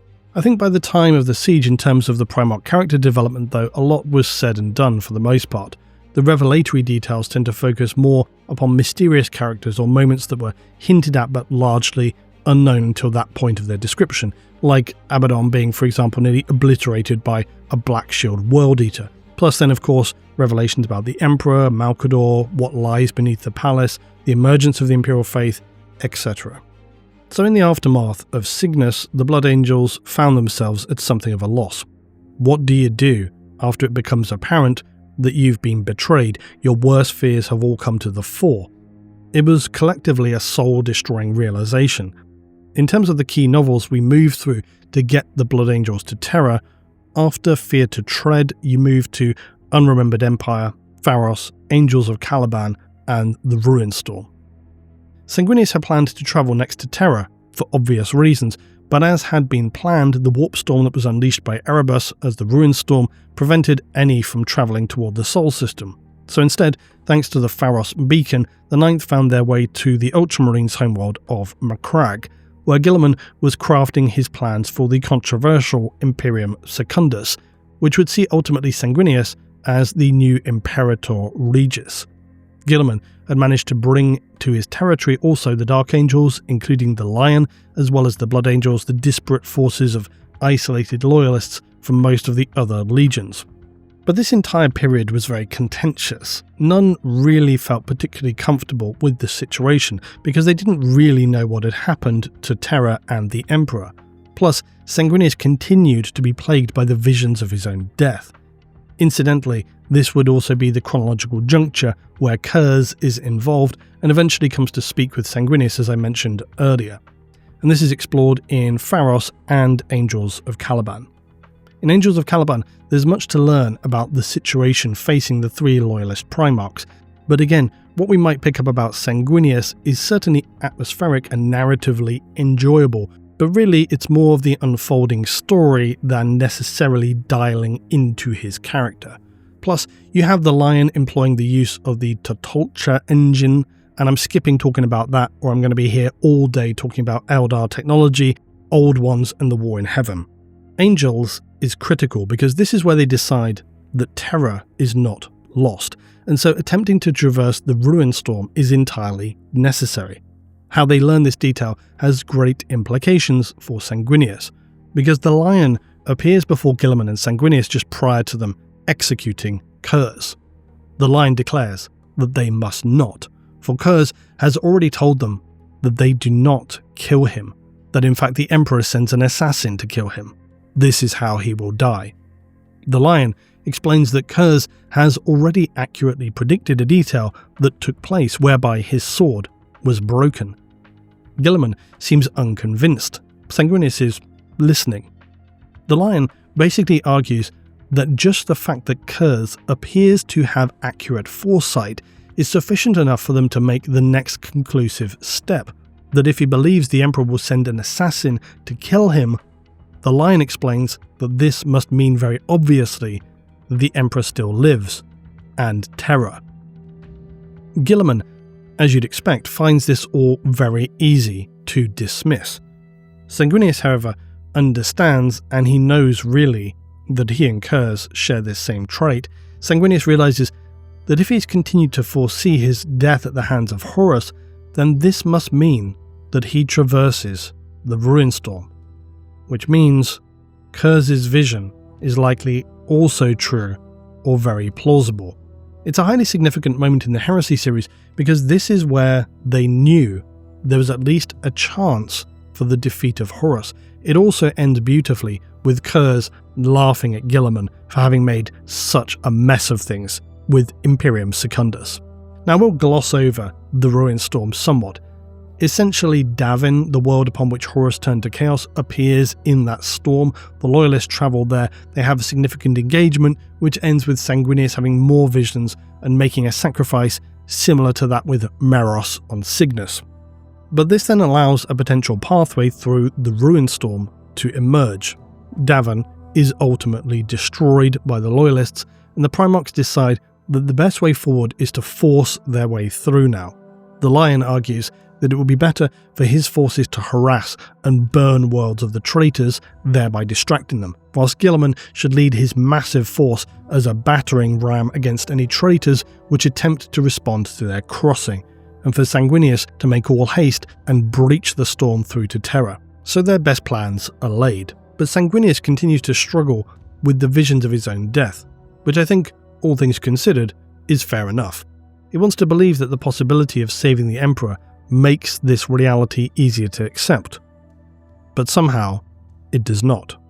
Sanguinius has spent a significant amount of time now living with this impending vision of his own death and the battle with Horus. He's accepted, as Kurz explained, that this is an event that cannot be altered, yet he refuses to see it within the same nihilistic perspective as the Night Haunter. Sanguinius considers that while an event may be set, destiny could still change. Although things seemed inevitable and unmovable, within this, there may still be choices to make. Sanguinius still believed there was the possibility for Horus's redemption. And more than anything else, he sought to save his sons from suffering that same black rage that had been unleashed upon Signus, and that he himself was already beginning to suffer from. When Crimson Hulls broke through into soul space, astropathic choirs recorded cries of joy across the system. Fleets in orbit rallied, mortal regiments on the ground roared in renewed defiance. Sanguinius wasted no time. He would meet with the Primarchs present and the Sigillite, and immediately his presence was used to bolster morale. Yet for all their efforts, Sanguinius attempted to dissuade Russ from his plan to attack and delay or prevent Horus from reaching Terra. Now, Sanguinius believed the final battle would always take place at Terra. He would participate with the Khan in the Battle of Beta Garmon, which is also known as Titan Death, for this saw one of the most colossal Titan battles of the entire heresy, which I've talked to before. But the reason the Primarchs chose to travel and participate here was due to its strategic significance. The Beta Garmon cluster was believed to have been first settled during the Dark Age of Technology, obviously, and was one of the few regions of human space to endure the Age of Strife relatively intact. Within the Sol system of Terra, there were also various routes into the warp that were generally more stable than elsewhere in the galaxy, and while this has never really been attributed to it, it's likely due to the fact that these were closer to Earth, and during humanity's Zenith Golden Age, these were more important, more secure, reinforced with technology, such as, for example, the Elysian and Chthonic gates near to Uranus and Pluto, respectively. If you've not heard about those before, these are physical warp gates which act as a stable entry point to warp travel, not requiring the same sort of painful translation using navigators. This is not to suggest that in the past humanity did not use navigators, more that this was simply a more stable, less rough entry point, perhaps even safer, and presumably in the past these were a primary means by which humanity generally entered and exited the warp. Likely out there in the galaxy, some more of these exist somewhere. Also, a small aside relative to those gates, I don't think it's been stated, but I always presume that they must actually move in an orbit as do the planets, because otherwise they wouldn't have a permanent location relative to those planets. Anyway, the point was that some areas do not have such gates, but they still represent a known and reliable stable warp route entry into the Sol system, because apparently physical locations in real space do actually matter for some reason. Horus had unleashed the Alpha Legion upon the Beta Garmon star cluster, who had initiated their standard tactics of stealth and precision assassinations to destabilize the region and create fear and disruption in preparation for the greater deployment of the Emperor's children to arrive. Elements of the traitor Titans, Legio Mortis, crippled the Imperial army, and the ensuing confusion and power struggles led many planets to collapse fully into all-out civil war. Dawn had ordered the Imperial Fists and Salamanders to engage the Emperor's children at the massive garrison of Neocon City, and the ensuing battle saw many thousands dead and unacceptable losses of Titans. But after months of fighting, the traitors could not hold out. As the Ruinstorm had weakened, it allowed for the first reinforcements to arrive to the Beta Garmon cluster, but would do little to give a significant advantage to either side, and if anything the fighting only became more bitter and intense as more loyalist human troops switched sides in the hope of saving themselves as the traitors continued to pour in their own reinforcement across the multiple worlds of Beta Garmon. There were significantly more Titans deployed to the Beta Garmon conflict than that of the Siege of Terra itself, and this was primarily due to Dawn expressing his concerns that while certainly powerful, the Titans were in fact so powerful that they were more of a danger to the Loyalists in the palace than they were a benefit. Whereas on Beta Garmon, he didn't really care what they did, which made the conflict all the more devastating. And to give some sense of what scale this conflict was, the Imperial side alone wielded something like 27 Titan Legios. That's actual Legios containing multiple maniples, not individual Titans. These were then joined by at least an additional 20 Imperial Night Houses, Mechanicum and Imperial, and then you had the Imperial Army Forces and the Astartes of the Blood Angels, the White Scars, the Imperial Fists, and the Salamanders. The scale of the conflict was almost incomprehensible. The traitors wielded dozens of Titan Legios themselves and at least as many Night Houses. They had their own infantry traitor army. They had the Astartes legions from the Sons of Horus, the Iron Warriors, the Wordbearers, and the Emperor's children. The titanic scale of the conflict was a grinding, grisly affair, Reinforcements were unreliable in arriving, and that made it difficult to properly reinforce and plan counter-assaults. Internal command structure issues were becoming a problem, with loyalist leading princeps refusing to work under the authority of other legion commanders. While the traitors cared little for such petty power squabbles, by contrast they simply wanted to annihilate the loyalists and would vie for each other in order to gain the most favour, which was equally problematic for themselves. Ultimately, after various shifts of control, the loyalists saw reinforcements arriving much later than expected due to the instability of the warp in the form of Sanguinius and the Blood Angels alongside Khan and the White Scars. They set about immediately reassessing the situation, and Sanguinius now took overall command. On Beta Garmon 2, the Blood Angels and some 30 Titan Legios fought to capture the planet and retake it again for the Imperium. The ensuing battle involved anything like 1,000 Titans fighting across the now ruined, scarred, desolate landscape.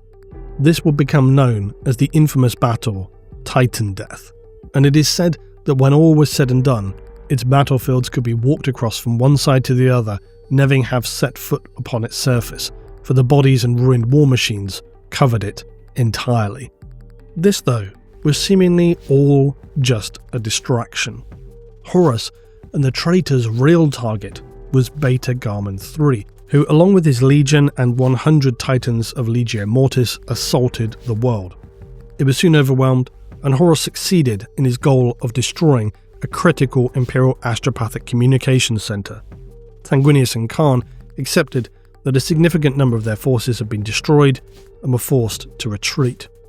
Dawn's plan to hold the traitors and buy time had failed. The withdrawal from the Beta Garmon cluster was similarly poor, as they were forced to abandon men and materials while fighting battles on their way back to Terra. Horus has secured a major victory, not only in securing the communications center of the Imperium, but also a gateway to the Sol system itself.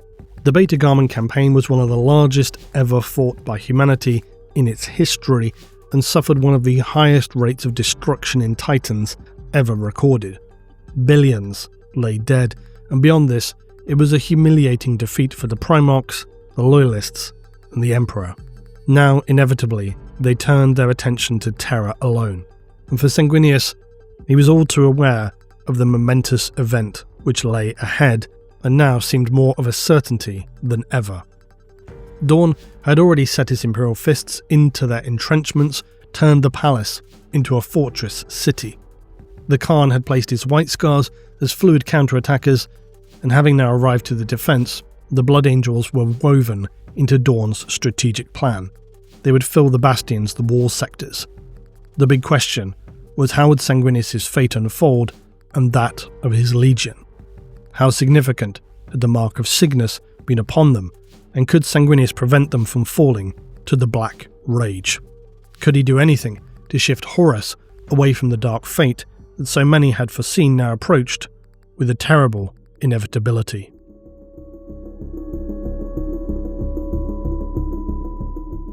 Now, I think as I said earlier, please do forgive me for not writing a blow-by-blow, minute-by-minute breakdown of the entire Siege of Terra. I think you could imagine this would be ridiculous. Unsurprisingly, as was true of all the defenders, what they now faced was a brutal, unending onslaught from the traitors.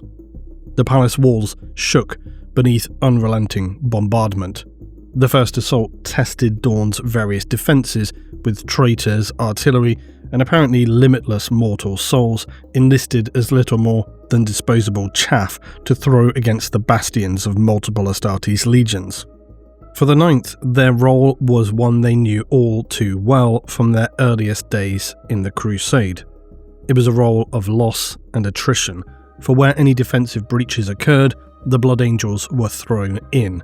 Crimson-armoured warriors a blur in their ferocity, swords carving arcs of impossible speed, and for as much as they tried to resist it, many could feel the floor coursing in their blood as the carnage mounted.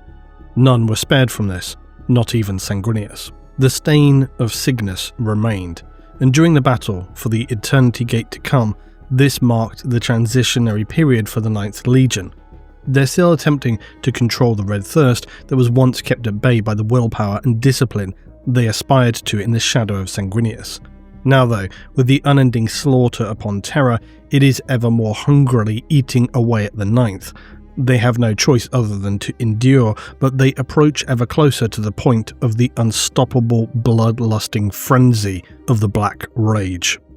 Sanguinius has his famous confrontation with sights set upon Angron while they continue to defend the exterior, crumbling walls of the palace. And that in itself is a wildly summarized version of what happens. But that's because the key aspect of this is with Sanguinius and Angron declaring that they would battle one day, which becomes one of the most brutal in the heresy. Sanguinius' visions and foresight have become ever more powerful, to now he is able even to see through the eyes of his brother Primarchs, including Angron, to which he later reveals to Dawn that while experiencing a vision from Angron's perspective, he senses that his homeworld of New Syria is being scoured by the Dark Angels, which Sanguinius takes as evidence that the Lion still lives and is carrying out his plan to raise the planets of the traitors to distract them from their focus upon Terra. Despite it all, of course, inevitably the palace steadily weakened. Its outer bastions fell, walls fractured. During the final stages of the Siege of Terra, Sanguinius was placed in defence of the Eternity Gate. This was the entrance to the Sanctum Imperialis. For any unaware, that's the centre of the Imperial Palace and the throne room of the Emperor. Essentially, Sanguinius was set to lead the final defence against the most critical part of the entire siege. But what strode toward them first here was a confrontation that had been long awaited, and now at last was neither foresight nor vision, but tore itself from the warp into existence once more. The flesh of the dead became its own, their broken armour forged anew. The demon had returned, harvested from the dead of the Ninth. It was a travesty. Kabanda. It marched toward the defenders of the Eternity Gate to launch its direct assault upon the Emperor's inner sanctum. For the Ninth, the echo of Signus still rang inside their skulls.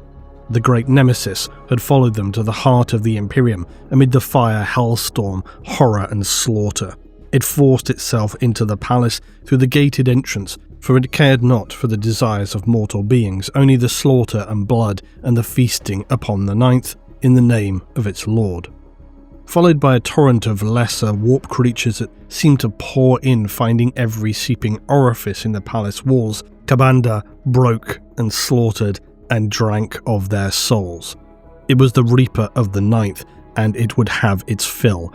It wanted its vengeance, and to fulfill the promise it had made to Khorne. Even those of the Ninth who had not been present at Signus were well versed in the records to recognise that terrifying countenance which was Kabanda.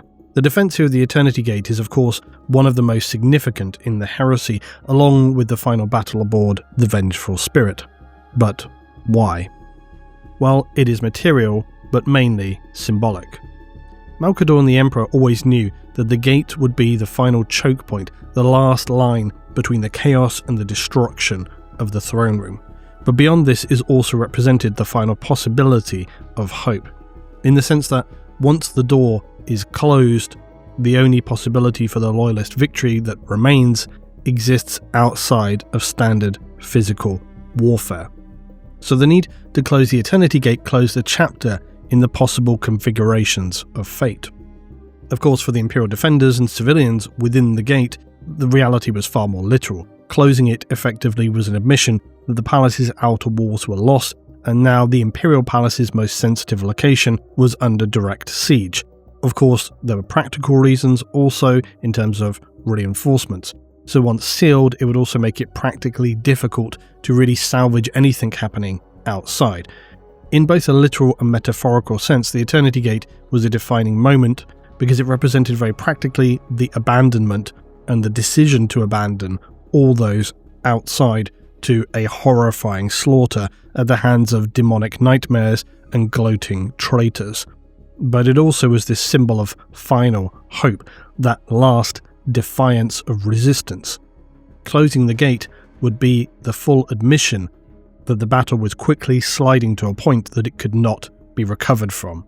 So with all this in mind now, as Sanguinius and the 9th Legion stand before the last bulwark of the Imperium, Ka'Bandha approaches. For the Blood Angels, everything is at stake. So when the Custodes declared the gate lost before the demon had even begun its assault, Sanguinius simply answered, "No." The great demon had, upon its return to the warp at the hands of Sanguinius, been humiliated.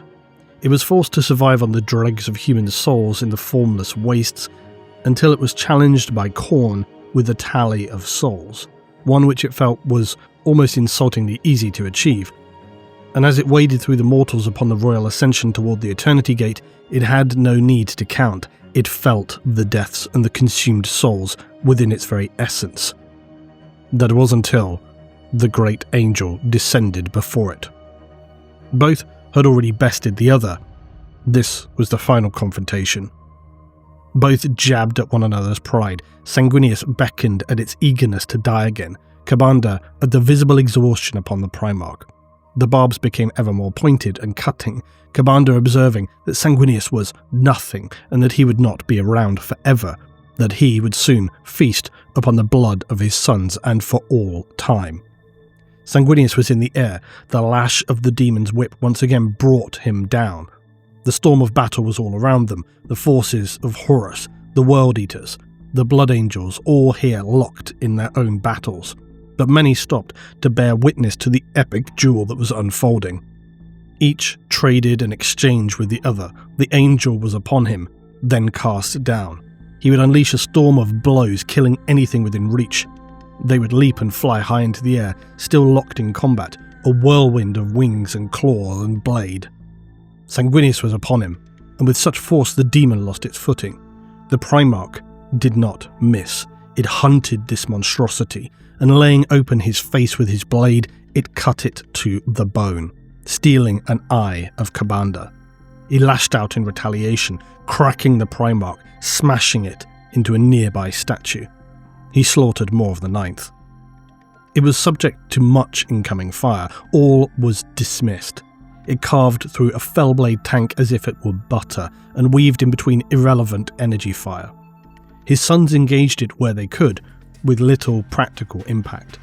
Sanguinius communicated to them, "The World Eaters." Their role was not to aid the Primarch, but to restrain the forces of Angron. Sanguinius was in flight again. He soared, and Ka'Bandha followed, blinded by rage. But even as it did so, Sanguinius was descending like a blinding spear of lightning, weapons drawn. He let loose his spear, hurled toward the ascending demon. It pierced through his chest. It did not cease, and perhaps we might speculate a moment of foresight, or the trust in the knowledge held that he must still survive to meet Horus. Sanguinius would give the beast what it most desired. The two collided and were both locked in a whirling roll of claws and striking force. The hilt of Sanguinius' sword struck at its spine, shattering it, even bursting to its breastplate. Souls and sludge of spirits poured forth. The creature dropped. It fell limp, the monstrous wings hung loose. Sanguinius followed its descent before taking hold and hurling the dead form toward the oncoming wave of traitors. It landed, tumbling down marble stairs into the oncoming forces, forced to bear witness to one of their greatest entities, brought down. Yet the demonic hordes and traitors were not so demoralized as those of the living might have been. They only saw the great angel land before the Eternity Gate and kneel from his exhaustion. They could smell his blood and his weakness. They surged forth. The gate had begun to close. Orders rang out to withdraw and enter. Sanguinius hesitated. Then they came. The Warhound Titans of Legio Audax and their Ursus claws. These fired like a harpoon against one gate. They pierced its armour, and before any could respond, a full maniple of the Warhounds had speared the gate. They pulled their chains taut. The gate slowed, creaked and groaned under the force of their retreating pulls, resisting its immense force. The gate stopped, and as it did so, Sanguinius saw from the air a star descending from the skies above, winged, screaming his name. The voice was Angron's. Now, the final battle between Angron and Sanguinius is truly epic. I recommend you seek this out in Echoes of Eternity. Angron at this point has ascended. He's become an immortal form, as much as part of the warp horrors as would be Commander. Yet he is still vulnerable, can still be cast down and banished and killed. The battle between the two is apocalyptic, each throwing whirling blades. Angron cuts through swaths of blood angels in the maelstrom of combat. At one point, as they fly and Angron roars, Sanguinius hurls his spear, which cuts through the face of the demonic Angron. It shatters his teeth and tongue, pierces through the back of his head. Angron crashes to the ground, killing all Astartes beneath his form, but he simply rises, laughing. Angron allows Sanguinius to pierce him with his sword, but in that moment he grabs the angel by the throat before driving his massive brass sword through the torso of the Primarch. In his head, Angron can hear Horus imploring him to release the angel, to let it die. Angron is lost in his rage, and so he fails to see the elegant hand of Sanguinius embrace the external cranial cables of the butcher's nails. Angron feels pain. He pulls back the blade from Sanguinius and roars in agony. He drops his own sword. He rakes at Sanguinius. He launches upward with his wings. He must escape it. Sanguinius does not relinquish his grasp. The pain returns Angron to a moment of sentient comprehension that is not filled with all-consuming mindless rage. He sees in the eyes of Sanguinius something that the Remembrancer saw long ago, in a moment he described where Sanguinius battled the forces of the Xenos. That he is the dark form of the angel, the destroyer. Angron sees it now too, an anger so total, so pure, that he feels envious. It is not a rage of resentment or fury driven by others and ethereal beings who demand slaughter. It is his own. The thought of this concept, the purity of Sanguinius, is Angron's last thought. As they fall, Sanguinius rips the butcher's nails from Angron's skull. Even in his demonic ascended form, they're deep in the meat of his brain, in his cortex. They're bound into his nervous system, or whatever illusion of it now exists. Angron hears his god laughing. It cares not. Warp fire bursts from his skull as Sanguinius rips and tears Angron's skull and his mind apart. His head bursts, his brain explodes in a spray of fire, acidic blood. Now the traitors see and feel what rage has been unleashed in the Primarch, yet the warriors of the 12th Legion would never flee nor weep nor scream in despair at the murder, nor scream in despair at the destruction of their Primarch. They simply lose all comprehension. The World Eaters turn upon any within reach, even themselves. They wail in bloodlusting slaughter and kill and kill and kill. Some of the other traitors present attempt to still press the advance, only to find themselves cut down by the chain axes of the 12th, all of them uttering the words, "Blood for the blood god. Kill, maim, burn." Sanguinius has survived. His sons bring to him his weapons. He's still holding the bio-augment trails of Angron and whatever matter remains attached to it. He sees the slaughter before them. Traitors murdering traitors. Pure butchery. The Custodies are still demanding to close the Eternity Gate. Sanguinius severs the chains of the stalled door, but for a moment hesitates before discarding the remnants of Angron and turning to face his ultimate fate.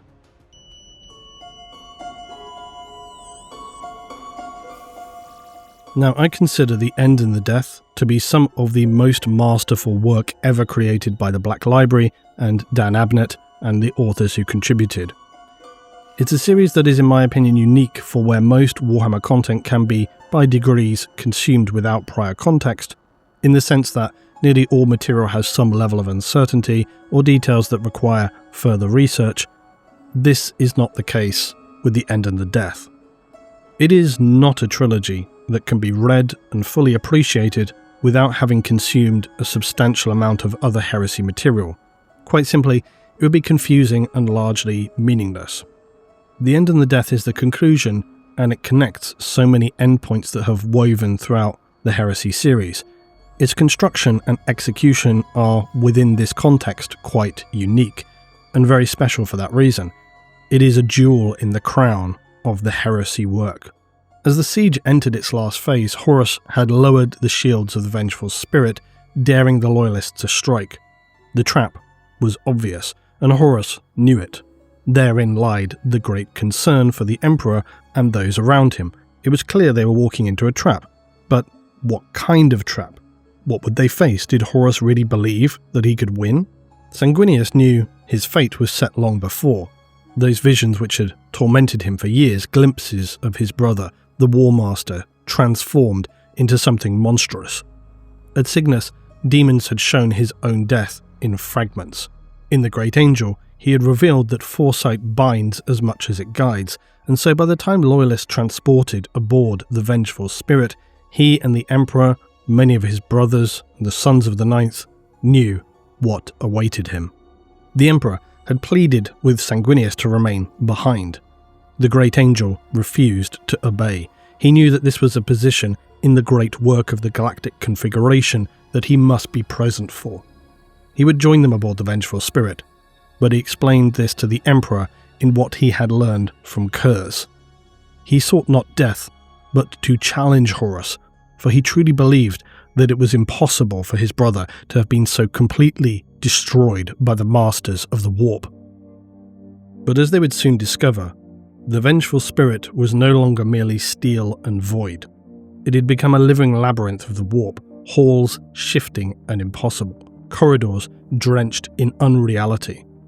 The boarding force was scattered, each warrior was isolated, driven down pathways of their own destiny. Even the Custodes who remained with the Emperor were frozen by the sheer power of the Warp on display. They had walked into the very definition of a nightmare.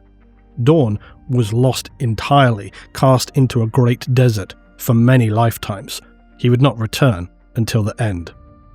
Sanguinius found himself alone, haunted by the spirit of Manus, as a torture designed by Horus, and who thereby brought Sanguinius before his brother. The Emperor was meanwhile drawn deeper, delayed and kept from the final chamber. The Angel would face the War Master wounded and alone, as he knew he always would. Horus is an incandescent monstrosity. Sanguinius sets eyes on his brother and sees a creature of ancient mythology in the terrifying bulk and the fantasy of its appearance. The words of chaos inscribe his armor. It throbs with warp energy. Power is dripping from him. And yet, he is Horus, just as Sanguinius remembers. Horus still hopes that he may be able to persuade Sanguinius to join him. Despite the sheer impossibility of such a persuasion, by any standards, Sanguinius is highly reasonable, simply describing Horus to him as not who he remembers, and looking changed. Horus delights in stating that, of course, he is changed, and that there's nothing to fear from the Warp. Horus offers Sanguinius to join him. Sanguinius raises his sword. The duel that followed was perhaps nothing like either could have imagined. Sanguinius is once again a blur of unrelenting blows and is a raptor in human demigod form, the eagle against the bear. Horus's shield generators struggling to maintain against the deluge of blows raining down upon him. When Horus brings down his immense mace, it strikes the deck like thunder. The material beneath is molten. Sanguinius is a form beyond anything imagined as human, and echoing the Remembrancer's earlier words again, to see such creations fight, the mind recoils at how they are capable. The way they fight, the speed, the dimensions of the engagement should not be so. The angel struck at Horus with all the force of his angelic form, but Horus was no longer merely a son of the Emperor. He is ascended to a new level of existence entirely. Sanguinius knows Horus, he knows how to provoke him, and he uses all of his knowledge in an attempt for the War Master to force a mistake, to overreach, to make a misstep, to unleash his rage, and underestimate the speed and the mastery of the Great Angel. Sanguinius swipes and cuts and tears and jabs at the great monstrosity. It is too slow. It's lumbering, sweating. Too slow. Sanguinius whips around Horus, always is out of reach, and with a final slash to his chestplate and a cut to his face, Horus is consumed by rage. The final outcome approached with a grim inevitability. Sanguinius had Horus in a position for execution, except Horus blocked and deflected. He stood, and the look within Sanguinius's eyes was exactly that which Horus wished to see: confusion and disbelief. Horus has unleashed the power within him, and now none of his wounds matter.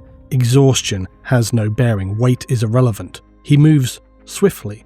Sanguinius cannot counter, cannot evade, cannot bring any blows to bear. The final actions between the pair are brutal and horrifying. Sanguinius is broken completely by Horus.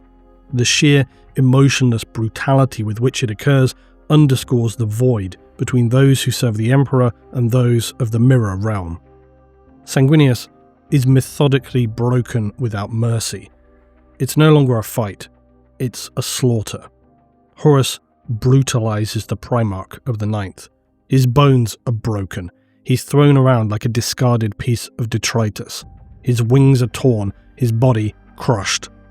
He is bloodied and ruined. He drags himself, he stands again and meets his brother's gaze. Sanguinius fought on not because he believed he could win, but because it was what must be done.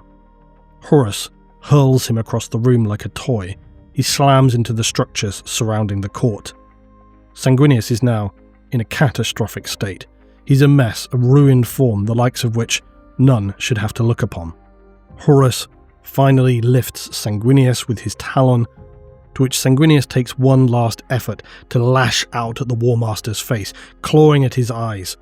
Horus loses all control of contemplation and rains down blows upon the shattered remnant of Sanguinius. He bludgeons him until he's little more than a wet bag of blood and bone, before he once more collects his brother in his claw, studies him, and cracks his spine and neck. Sanguinius is dead. In earlier descriptions, it was suggested that Sanguinius was said to have wounded Horus, striking a blow that weakened him for the Emperor's hand. In the more definitive descriptions of the Siege of Terror, the battle is bleak and without any such glory. Horus emerges, perhaps not literally but practically unmarked. The angel lies slaughtered without any perceivable gain, with how the reality of 40k functions either can be accepted as reality or myth. I think this idea of Sanguinius wounding Horus somehow has endured so long because of how it defines the engagement. That being that if the Emperor's final strike was enabled by Sanguinius' sacrifice, then the angel's death becomes not just an inevitable depressing martyrdom, but as he himself believed, a shift of destiny. Yes, he foresaw his death, he accepted this as much as anyone could, but he wanted to believe that he would achieve something, that it was necessary. Now, one could argue also that this was not necessary at all, because in the form Horus had become, no physical blow could possibly have affected him in any meaningful way or weakened him. This is why, in the end, it is only the Emperor's own power and the blade used that is capable of destroying Horus. However, we should consider that it may be, and I personally believe, that to see not just Sanguinius slain, but the sheer barbarity and inhuman lack of restraint and brutality brought down upon Sanguinius that allowed the Emperor to unleash his full fury against Horus. Were it not for this, could he have succeeded in killing Horus and destroying him so completely? That's, of course, the enduring question. The image of Sanguinius slain is among the most enduring in imperial culture. Frescoes in the imperial palace depict his martyrdom poses, wings outstretched even in death.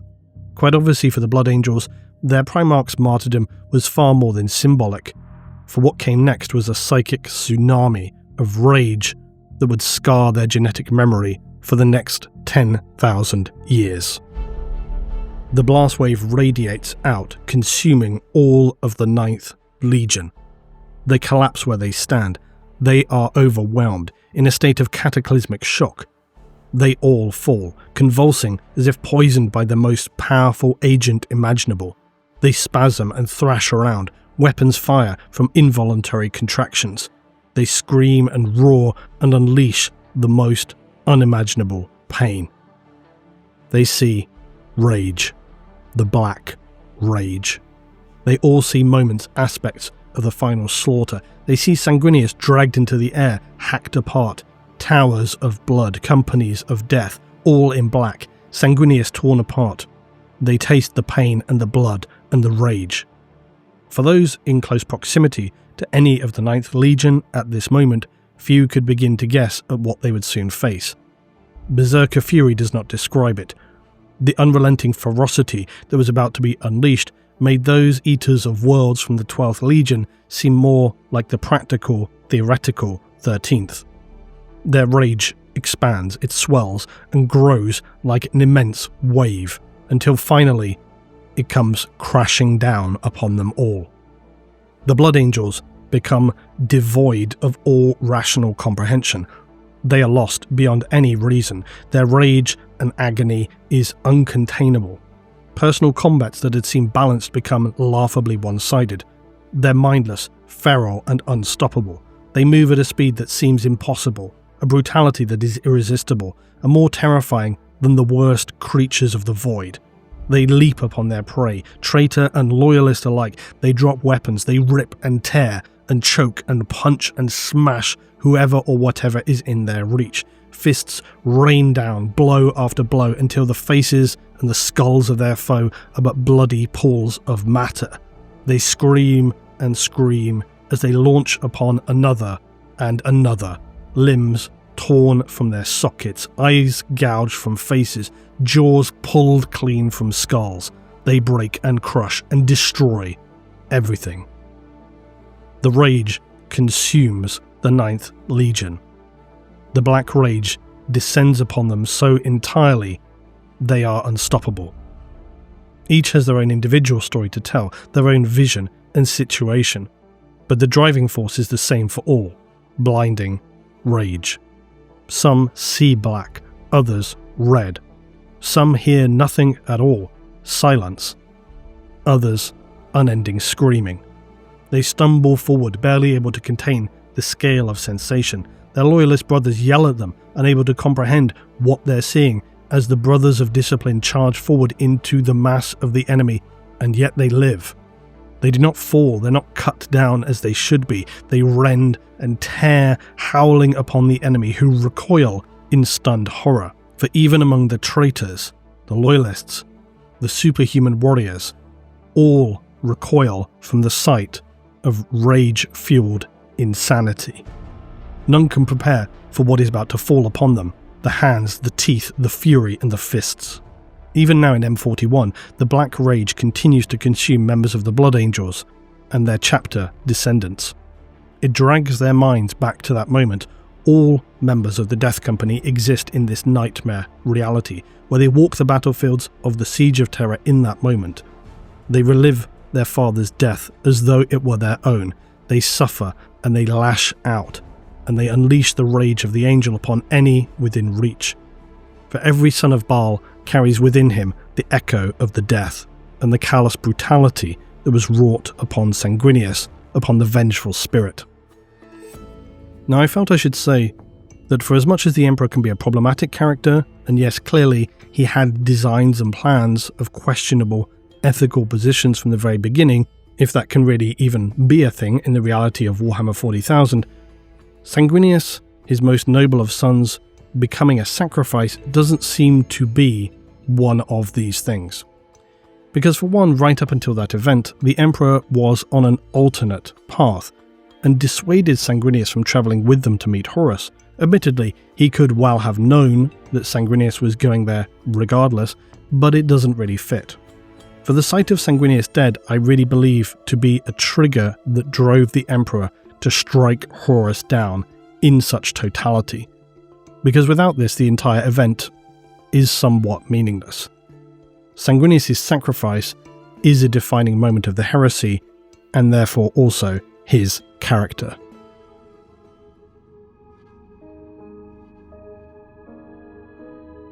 Sanguinius, the Great Angel, was a deeply interesting character within the narrative of the Crusade, the heresy, and indeed through to the contemporary Imperium. Yes, his death resonated deeply, and his mark remained upon his legion forevermore, even despite the efforts of, say, Belisarius' Call, which has signified that perhaps the flaw was, in fact, as we understand, never really resolvable, a psychic connection bound to their soul. Because all souls are tied to the warp. The Red Angel still resides, as far as we know, and beyond that, it's possible the psychic shockwave of Sanguinius imprinted itself upon the warp, and that all of his genetic lineage are thereby unable to really ever escape the thirst and the rage. Sanguinius was a figure who refused to accept the bleak reality of the galaxy. He was a figure that was all about transformation, and he is appreciated in a very basic sense because in a grimdark reality of unending horror and misery and slaughter, he was good. He was not a power-hungry, oppressive warmonger, nor twisted by cruelty beyond his control. He was aspirational as a figure. He tried to bring the best from intolerable, impossible situations, from the very beginning and through to where he took control of a legion, which at that time was feared for its monstrous brutality. He remade them in his image, warriors of honor and discipline. He strove to be more. He wished to ascend and to transcend his own flaws, to restore his sons. And I've often talked about the unmitigated hypocrisy of the Imperium and the Emperor, because it is undeniably so. Sanguinius, perhaps somewhat naively, but even so, wholly sincerely, was a figure who embraced, promised, and sought to deliver the vision of what the Emperor supposedly was attempting to achieve. He understood the necessity for brutality and the horror unleashed during compliance. He saw that anyone and anything could change for the better. But if you were ever going to achieve this, you had to commit to it fully or not at all, which in many ways is still how the Imperium operates.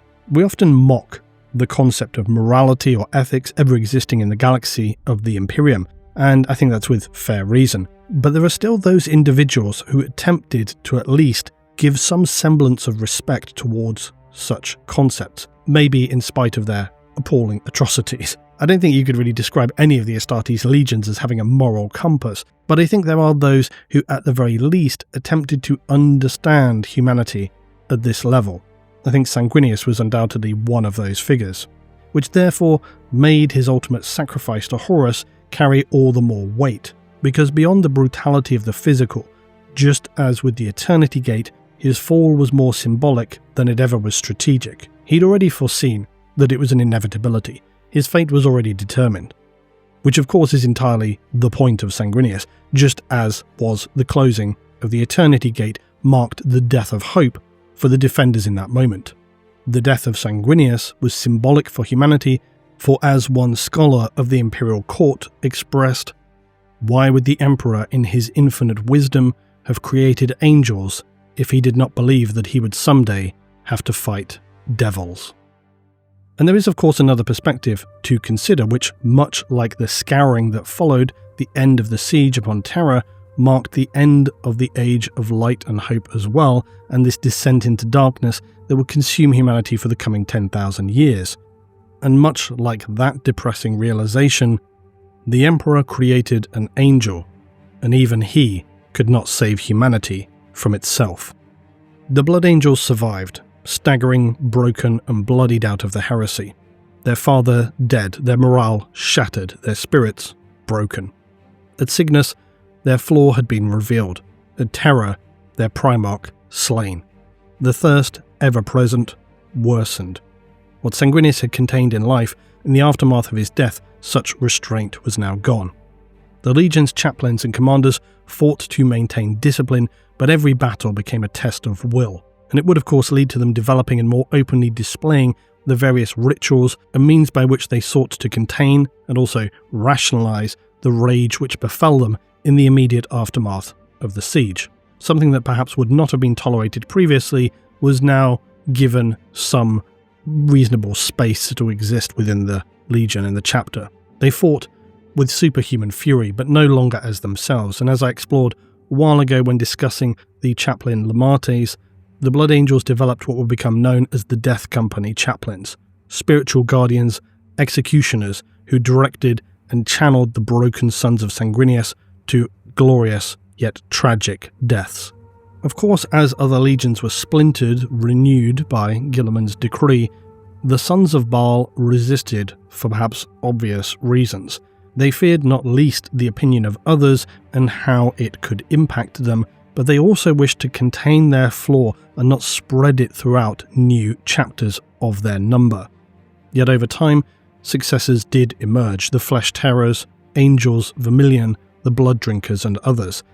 And just as they had feared, each carrying echoes of the same curse. None could escape it. All were corrupted by the Angel's fall. In the period from the heresy through to M41, his sacrifice, of course, continued to resonate, and again this contributes to the sense that his death had meaning far beyond the very literal physical sacrifice. For in the centuries following the heresy, the rise of faith, the age of apostasy, and when the ecclesiarchy rose to claim absolute power, the image of Sanguinius became one of the pillars of faith in the name of the God Emperor. The martyrdom of the angel was evidential that the Emperor and his vision for humanity was worth any sacrifice. Sanguinius, the great angel, his choice, his sacrifice will be retold in sermons, painted on cathedral walls, invoked as justification for loyalty amid corruption and civil war, and on and on. Without Sanguinius, the imperial cult would have been denied one of its most powerful examples of death in his name, which became one of the most common phrases often heard among the faithful, especially the Sororitas.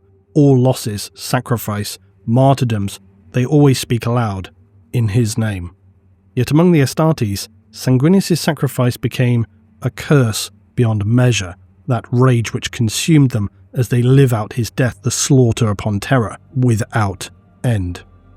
Sanguinius believed that in his challenging of Horus, there was the possibility of a shift in destiny, and I believe he achieved this, for his death was far from being forgotten or a pointless exercise, anything but. He may not have convinced Horus to stand aside and accept the wrath of the Emperor. He may not have slain or even weakened Horus. But in the 10,000 years since, he has, through his actions then, created a vision, a symbolic avatar of himself that has strengthened the Imperium, the Astartes, the Imperial Guard, the faithful of the ecclesiarchy. Sanguinius was a transformative soul. He wanted to inspire an aspirational sense of achievement, to better oneself, to strive, to fight, to commit and to overcome and endure. He succeeded in this, for his image still adorns the shrines where the faithful kneel. All know of the great angel, and it brings hope and strength in the minds of the countless trillions of humans throughout the galaxy. The Imperium endures because he did not, and so the great angel, who foresaw his own end and walked into it, unflinching, remains eternal through his sacrifice.